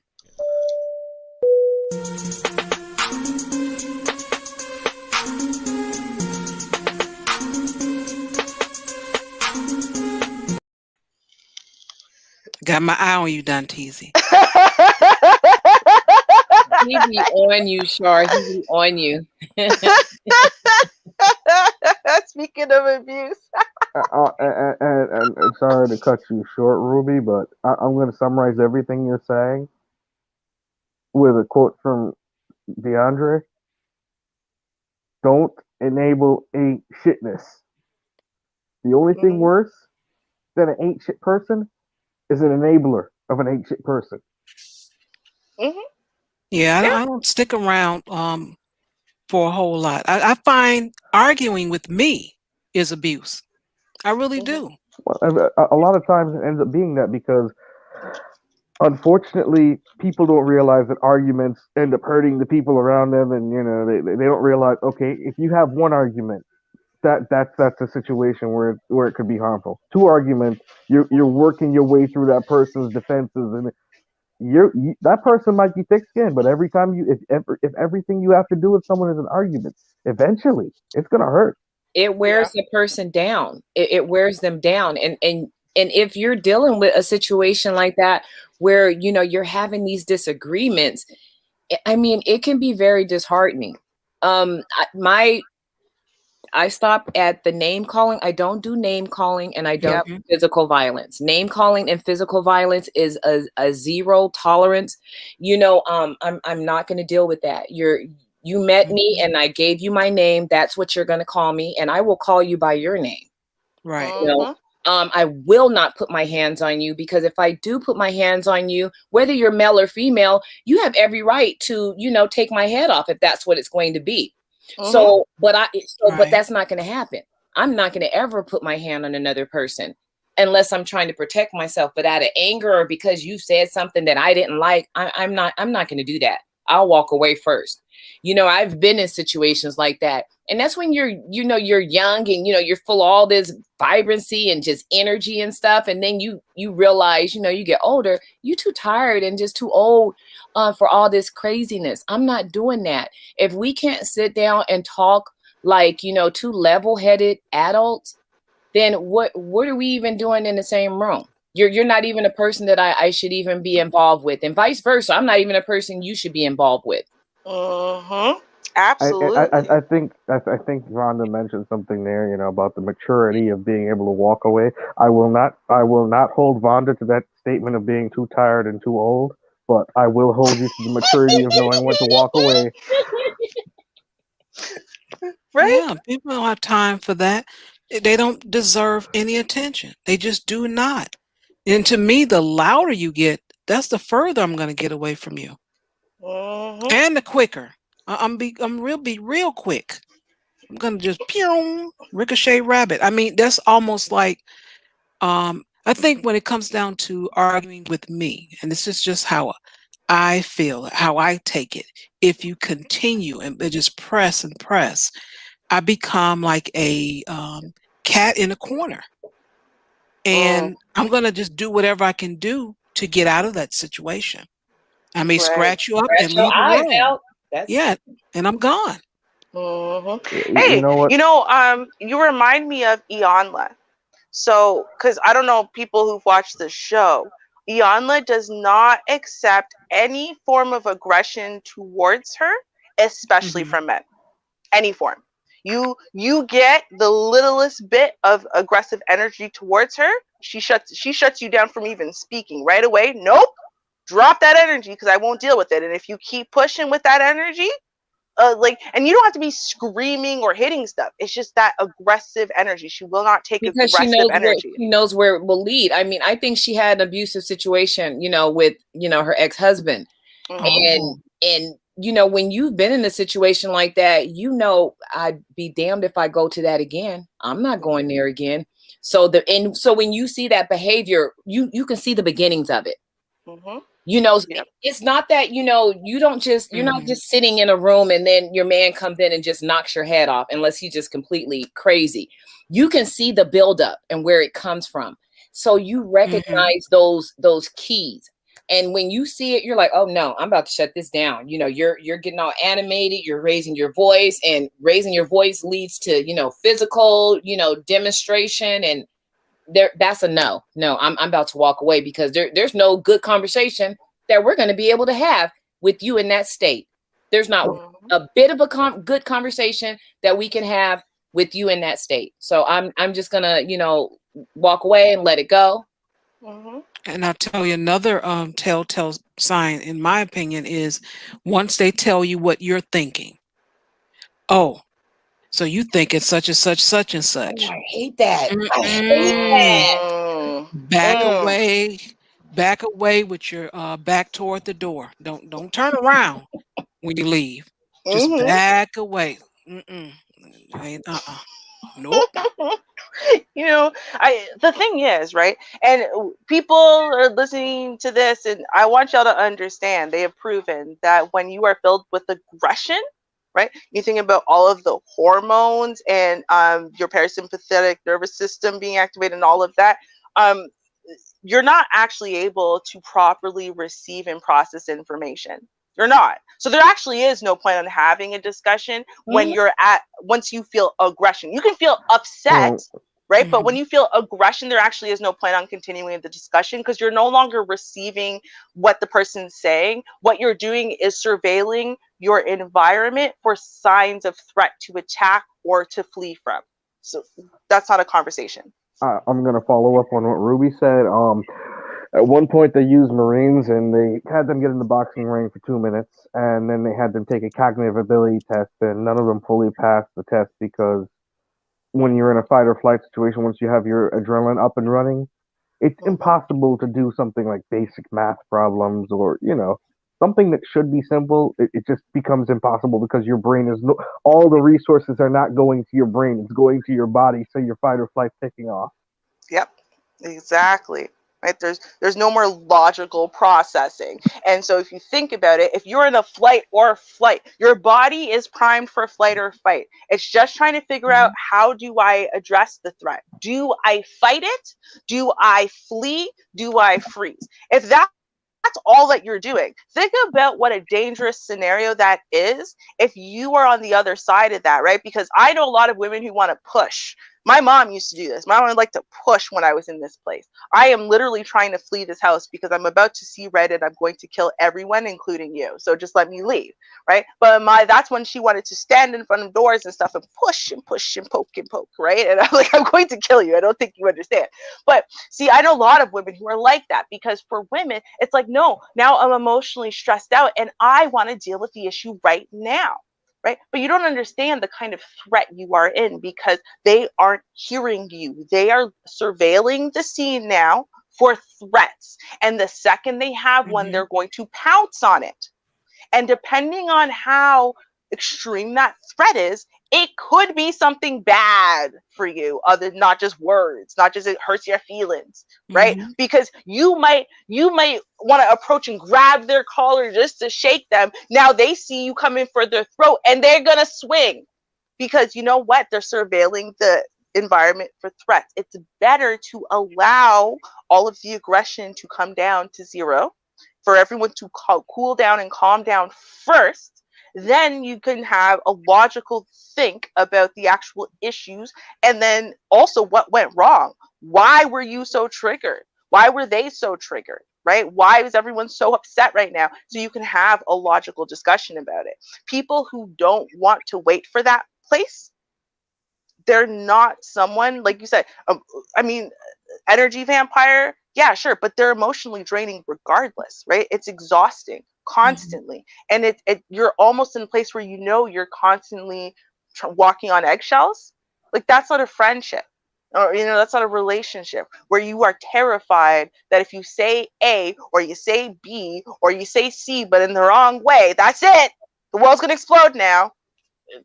Who wants to deal with that? We shouldn't have to be. Well, I say shouldn't have to be, but no one ever is holding a gun to your head, forcing you to stay in a situation where you don't feel safe.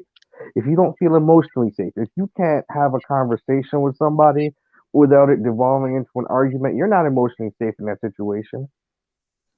True. This person is quite literally emotionally bullying you consistently. Well, and if you're in a situation where you can't feel safe around somebody, then you need not to be in that situation, because when it boils down to it, the only person that's supposed to care about your safety, that's going to care about your safety and has the full control and action over it. There are certain things we can't control, but as much control and actionable as we can as we can be about a situation, that's you and your safety. You can't expect the other person to care about your safety that much. You can't expect your mom to care about your safety that much. You can't expect your dad, sister, brother. You can't expect anybody else to care about your safety if you don't choose to leave an unsafe situation. Can I make a comment now? Don Teasy, he said, now I know you done slapped somebody before. You sound like the type to swat somebody while playing street ball. Okay, you know what? Let me just tell you, Don. Okay, that's why I am in the place where I'm at now, a calmer, gentler person, because I used to be a poker, meaning and at the time that I was that, I was dealing with a man that was, very calm, and I could poke him and it wasn't poking the bear because he wouldn't swat me. You know what I'm saying? He wouldn't do it. But I also dealt with a dude that didn't take kindly to being poked. So you live and you learn. And when I was younger, of course, you have a lot more energy and you're like, oh no, you're going to talk to me. I need to know. And we're going to fix this, right now. And you're just being that person.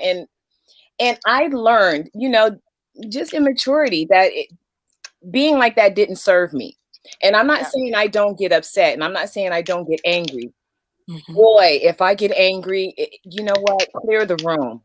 Clear the effing room. I'm not even playing. And I don't like when I get like that, because when I get like that, it's just all red, and seriously, it's gonna be tore up in there. So and then I've been in that position, and when it was all said and done, I didn't feel good about myself. I didn't feel good about the outcome. I didn't feel good about anything that happened. And it was horrible because I allowed myself to lose control, or I agitated a situation that I should have just left it alone.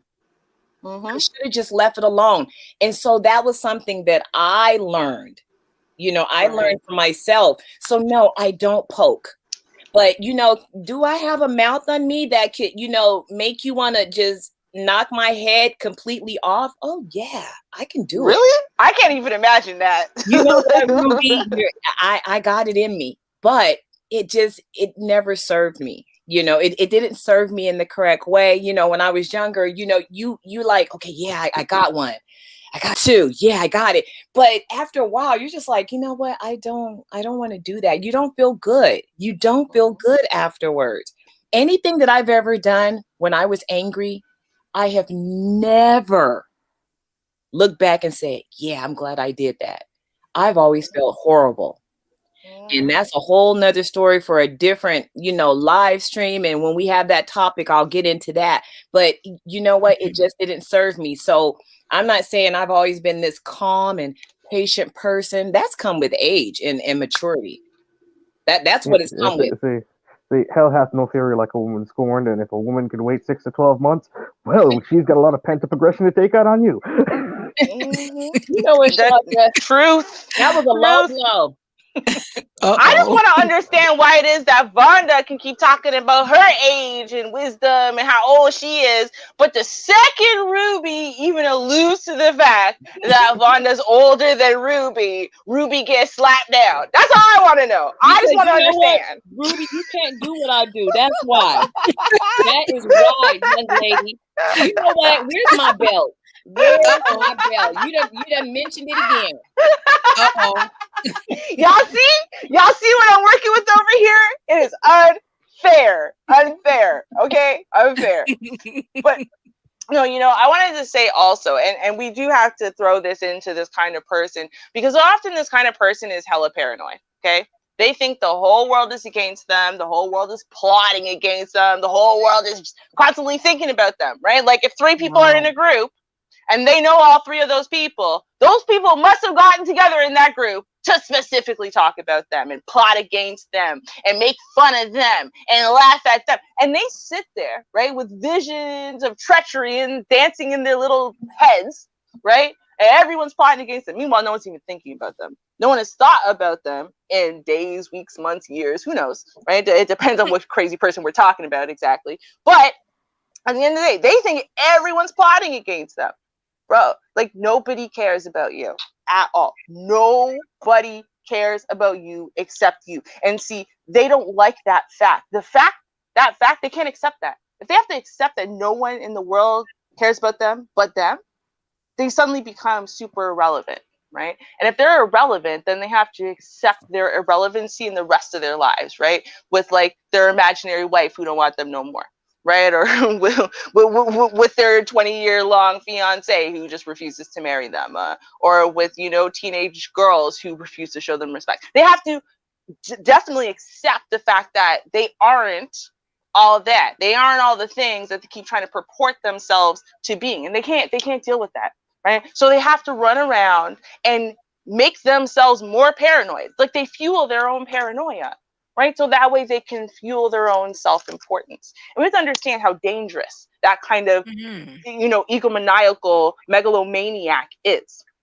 Okay? Because that type of person will stop at nothing to obsess over you, to stalk you, definitely, of course, to talk about you. I mean, it will get to a level of creepy because they can't leave you alone, because they are desperate for you to think about them, so that way they can feel important again, right? And we have to recognize how pervasive this is. I mean, I'm referring to a few people.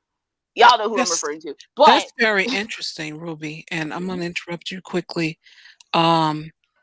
I found that gently trying to tell a couple of people that that is true.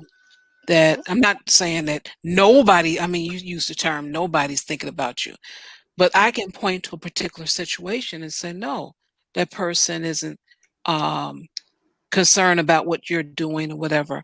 And I remember in a couple of instances that that is true. They just couldn't believe it. So they won't even believe when someone tell them directly.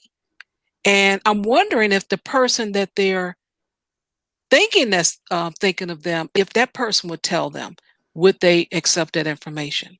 That No. I haven't seen any witnesses on, so I don't know with that one. But that's interesting. Nope.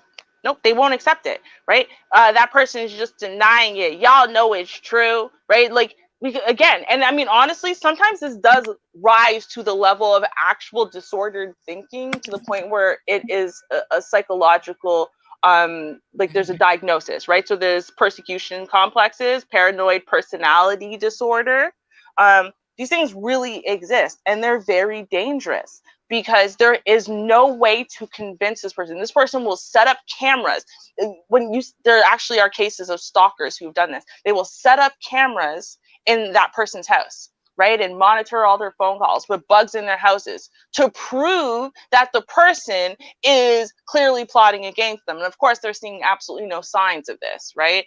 And so they think they have to keep going deeper and deeper into the bugging, into the listening, into the stalking to prove that this person is obsessed with them, right? So they don't understand that they're the ones that have turned into obsessive stalkers to try to prove something that isn't true. And then when they lose their minds because they can't even find one shred of evidence this person has even thought their name in the last who knows how long, what do? They attack.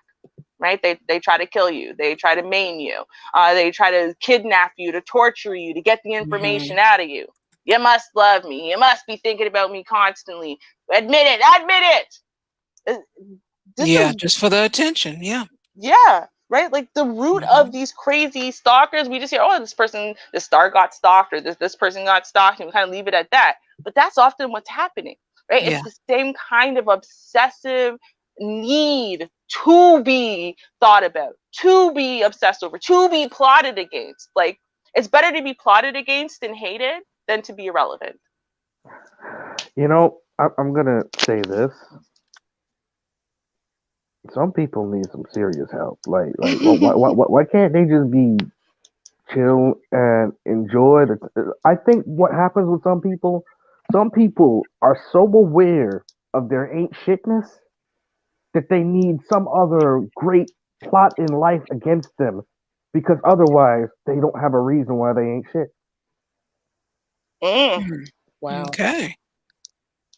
Like Yeah. you know that one person who goes ahead and does everything they can to screw up their life so they can blame somebody else that their life is screwed up. You know, that chick that decides she's gonna get with the worst possible baby daddy possible, just so she can say that my baby daddy ain't, you know, anything, and you know, he doesn't pay this and he doesn't do this, and this is the reason why my life isn't good. Meanwhile, they didn't have that. Nobody held a gun to their head to sleep with that guy, or that dude who gets with that chick that he knows is crazy, right? He knows she's crazy, right? And he would have been perfectly fine. He was single, he had a job, then he gets involved with this crazy chick just so she can mess up his life, so he can blame her for his life being a mess, because otherwise he couldn't blame anybody but himself. And I hate that. I can't stand that. Yeah. That's where, you know, self-accountability needs to come into play. That's not saying to excuse what the other person did to you, but you walked past all of these freaking breadcrumbs, you know, not even breadcrumbs. There were loaves of bread you stepped over with what was going on with this person. And guess what you did? You completely ignored it for, you know, whatever, you know, superficial reasons. You know, she had a big butt, or he had a nice car, or, you know, just the reputation of that person. They were a celebrity, or, you know, whatever.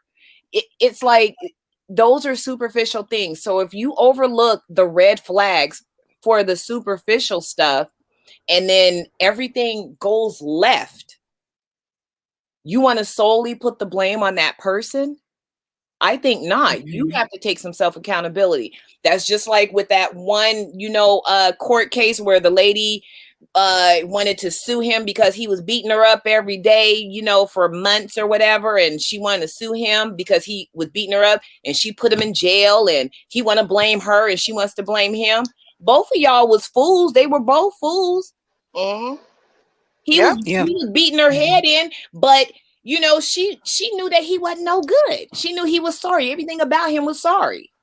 You Mhm. know, Well, not only was he sorry, but then he went back to work, and then she called the cops on him at work to make sure he didn't have a job. It was just, Yeah. and it's dysfunction on top of dysfunction, and that's what people don't understand. When you have two dysfunctional people, how can you hold one solely responsible for the dysfunction of the relationship?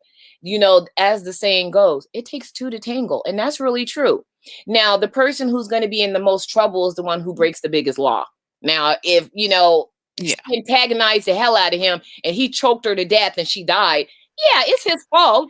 But I mean, lady, did you knew this man was crazy? Did you really have to antagonize him like that? You paid Mhm. the ultimate price. Of Mhm. course, we can't be blaming her. She already in the ground, but she did play a part in it. Mhm. Oh yeah, I'm just, I had a friend, and I told her as much. I don't support the beating of women. I don't.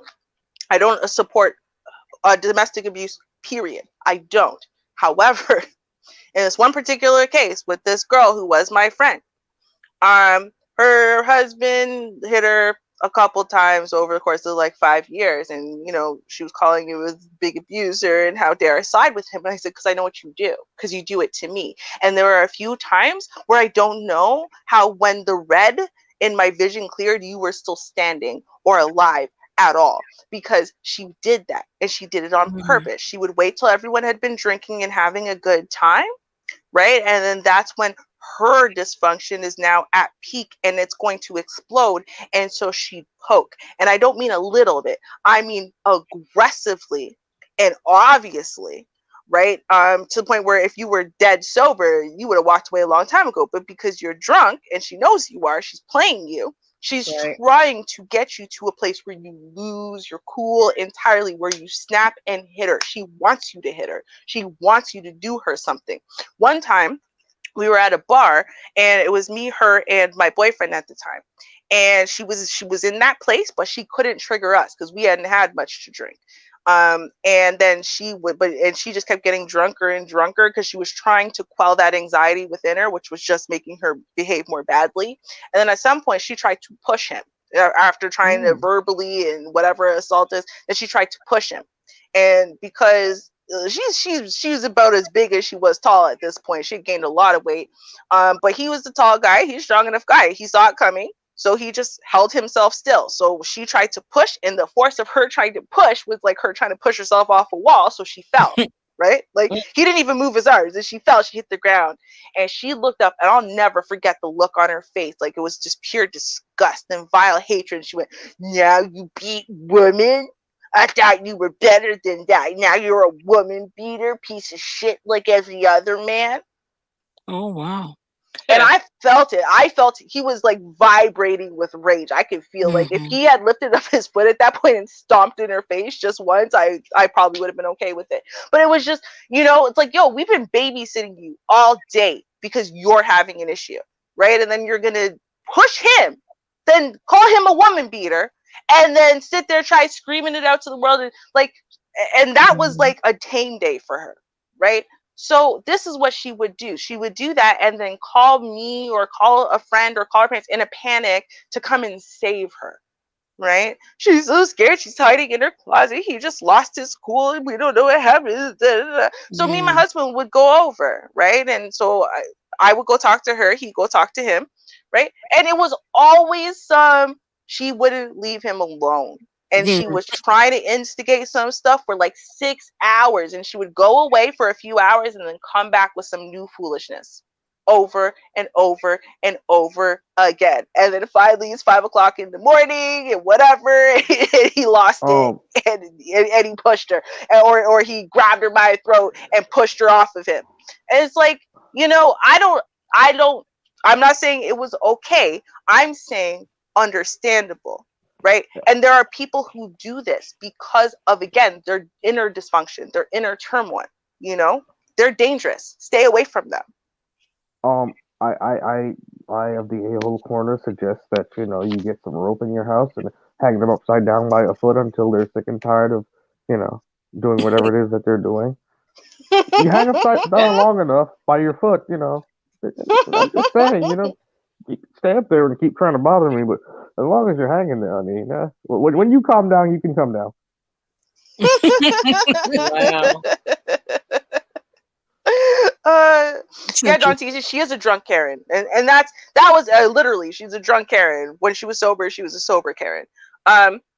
But I guess that's the problem, right? Is we don't often understand the danger, right? Like that guy, the guy who ends up in jail now for killing that person, or the woman who ends up in jail for killing her friend, right? She's going to now spend the rest of her life in prison because someone regularly learned about their buttons and then got very accurate with deadly precision at pushing them to try to instigate some stuff over and over and over again until it had built up to the point where you lost it and now your life is over. It's not worth it to stay around people like this. It's just not.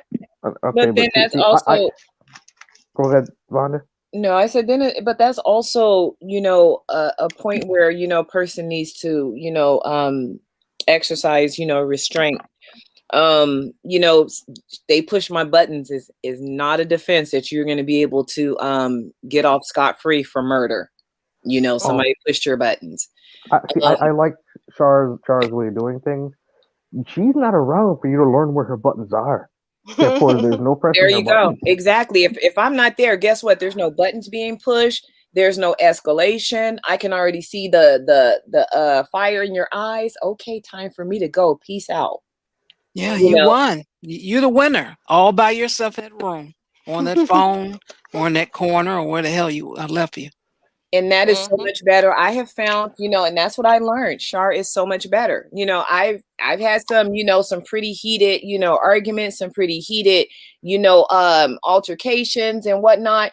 And at the time, you that fire and that energy that's in you, but you're exhausted at the end. You're exhausted and you're like, was this really worth it? Like, no. Now, I will admit that, when couples, get into their little fights, it's like, you do get addicted to the makeup, like the makeup sex, the makeup, with that person. But even that is, damaging because you get yourself stuck on this abuse and pleasure type thing. And it's like, wait a minute, we have to break this entire cycle. Let's just break this entire cycle. Just walk away. Walk away. I guarantee you'll be much happier. And a lot better off if you just walk away. And to speak to, because here's the thing, right? I was, right? Dartisi's accusing Vonda, but I was an incredibly violent person in my teen and early 20s. I was I took no disrespect and no bullshit. You could not, because the idea of allowing you to disrespect me, how the world's gonna walk around and think that I'm some bitch ass or whatever, I couldn't do it. I couldn't, right? Everything had to be answered to. The littlest slight had to be answered to.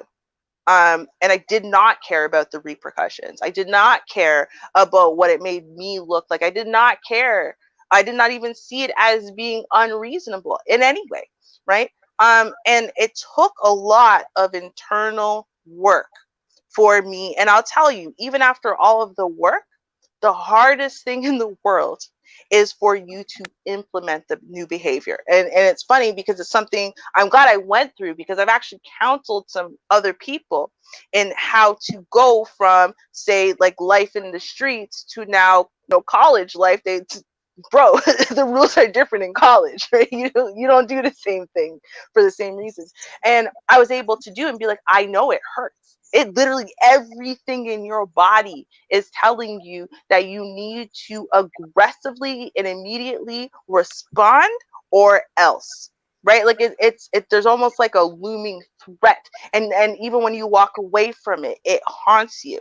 But the only way you get better at not being so reactive and not responding to everything and not taking everything personally and not letting everything hurt you or insult you or not assuming everyone is out to get you all the time is just to take it and to swallow it.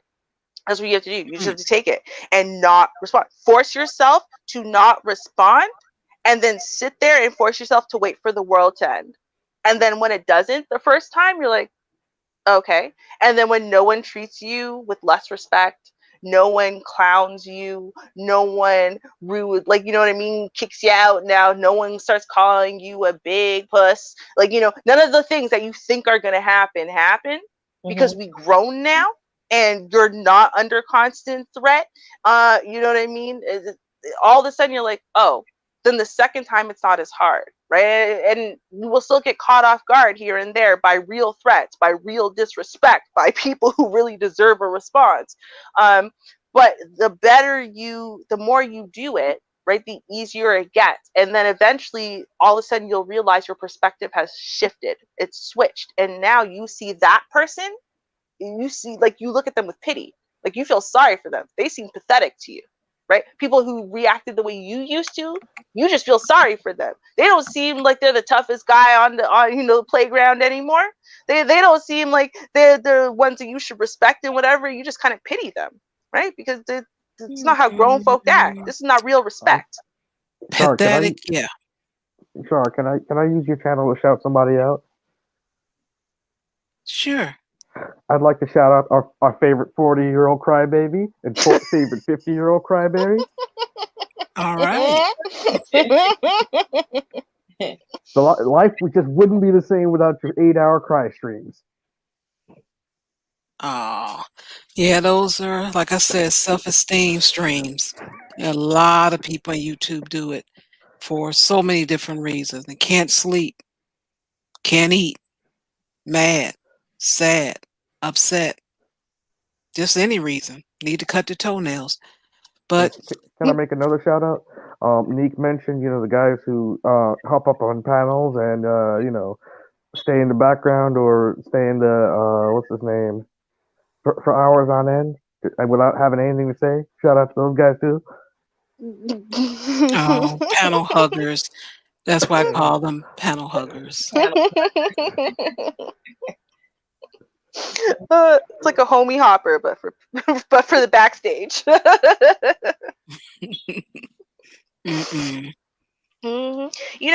There's just so many people. Like, honestly, we're like a community of grown-ass teenagers in a lot of ways, unfortunately. And that problem is concentrated tenfold in Black YouTube, right? Because honestly, the most productive and functional of us most of us are not here, right? Most of those people don't have time for this bullshit, or they get here and they go, oh, hell no. I gotta agree with RBR on that one. They get here and they go, oh, hell no, and they're out. Right?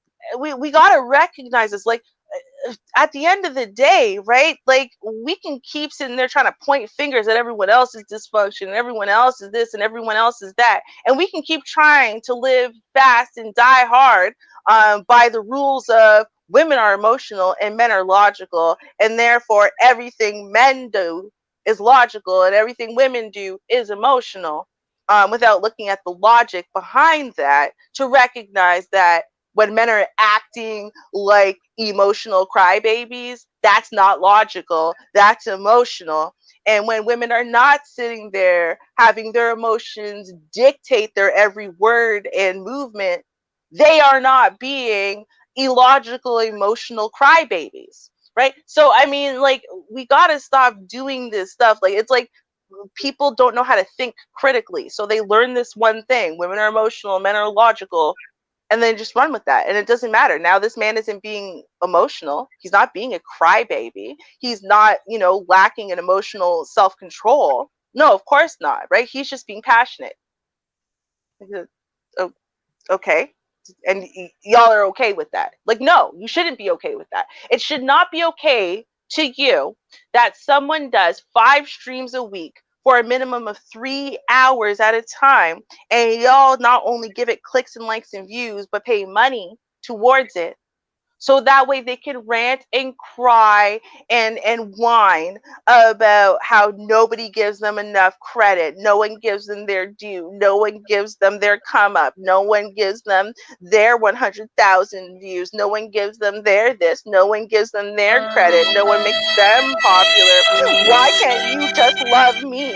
Why can't you just trust me? Why can't y'all just big me up? I've been here longer. I am the goddamn manosphere. Right? I mean, at the end of the day, y'all, we need to stop validating this kind of behavior and brushing it off and writing it off because men are the logical ones, so therefore they can't possibly be emotional little bitch babies, right? Like, no, that's Char, one more time, please. That was lovely. Oh, okay.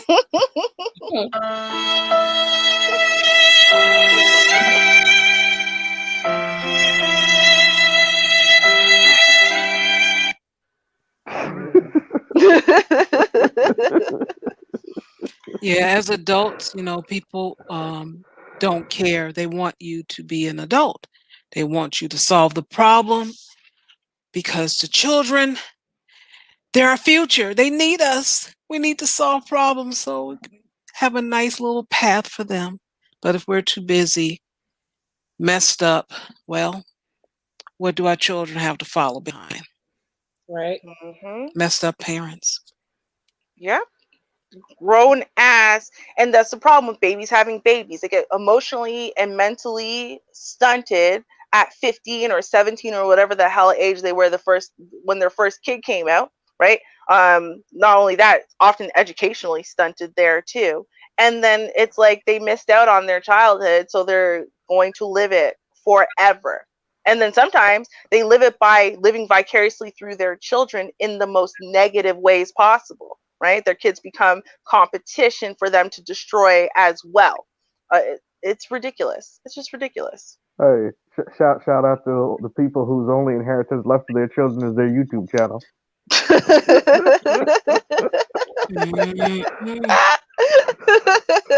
Lord have mercy. Right? I mean, if the only evidence you have of how hard you work and all the credit that you deserve is like 17 million hours of footage of you saying how hard you work and how much credit you deserve and how much content you produce, then bro, you're not producing enough actual content that's worth actual views and actual growth. So maybe stop crying and focusing on what everyone else is doing or not doing and focus on your damn self. Like, work. Stop crying and work.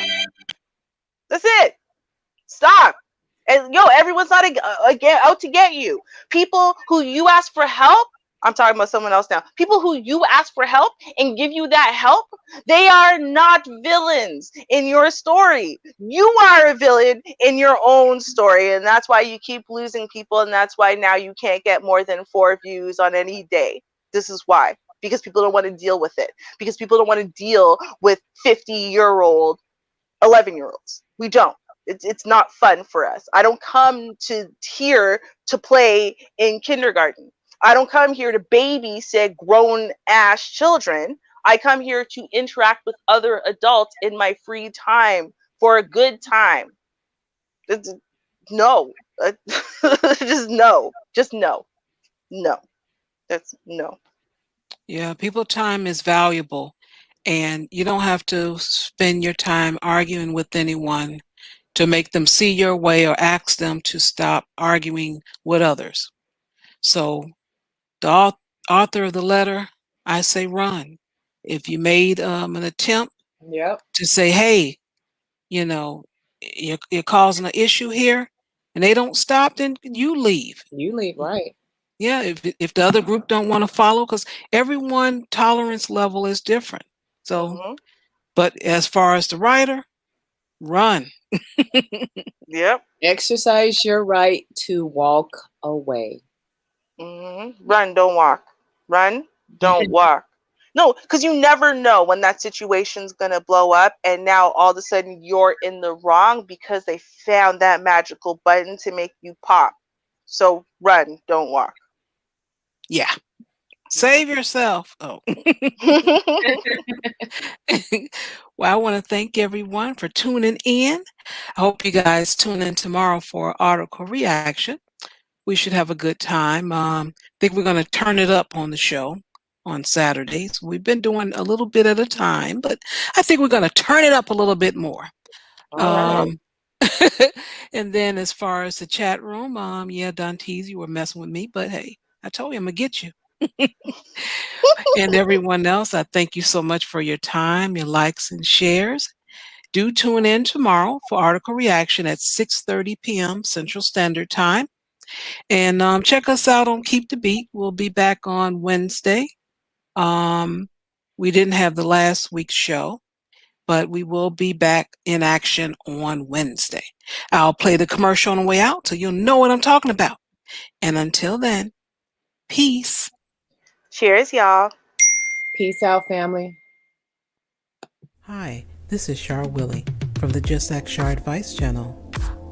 Join me and Classic Ruby for a radio segment called Keep the Beat. We broadcast every Wednesday night at 9:30 p.m. Eastern Standard Time from Classic R&B Jams, CRBJ. We interact with the audience in the chat room where you'll have access to emojis, gifts, and the lively conversation. Press the icon that is a speaker, then press play radio. After a 15-second commercial, all the fun will begin. If you miss the live broadcast, you can listen to the replays from Mixcloud. Follow my channel on Mixcloud, JustAskChar Advice Channel, and you will receive notifications when the show has been uploaded. We hope to see you soon, and until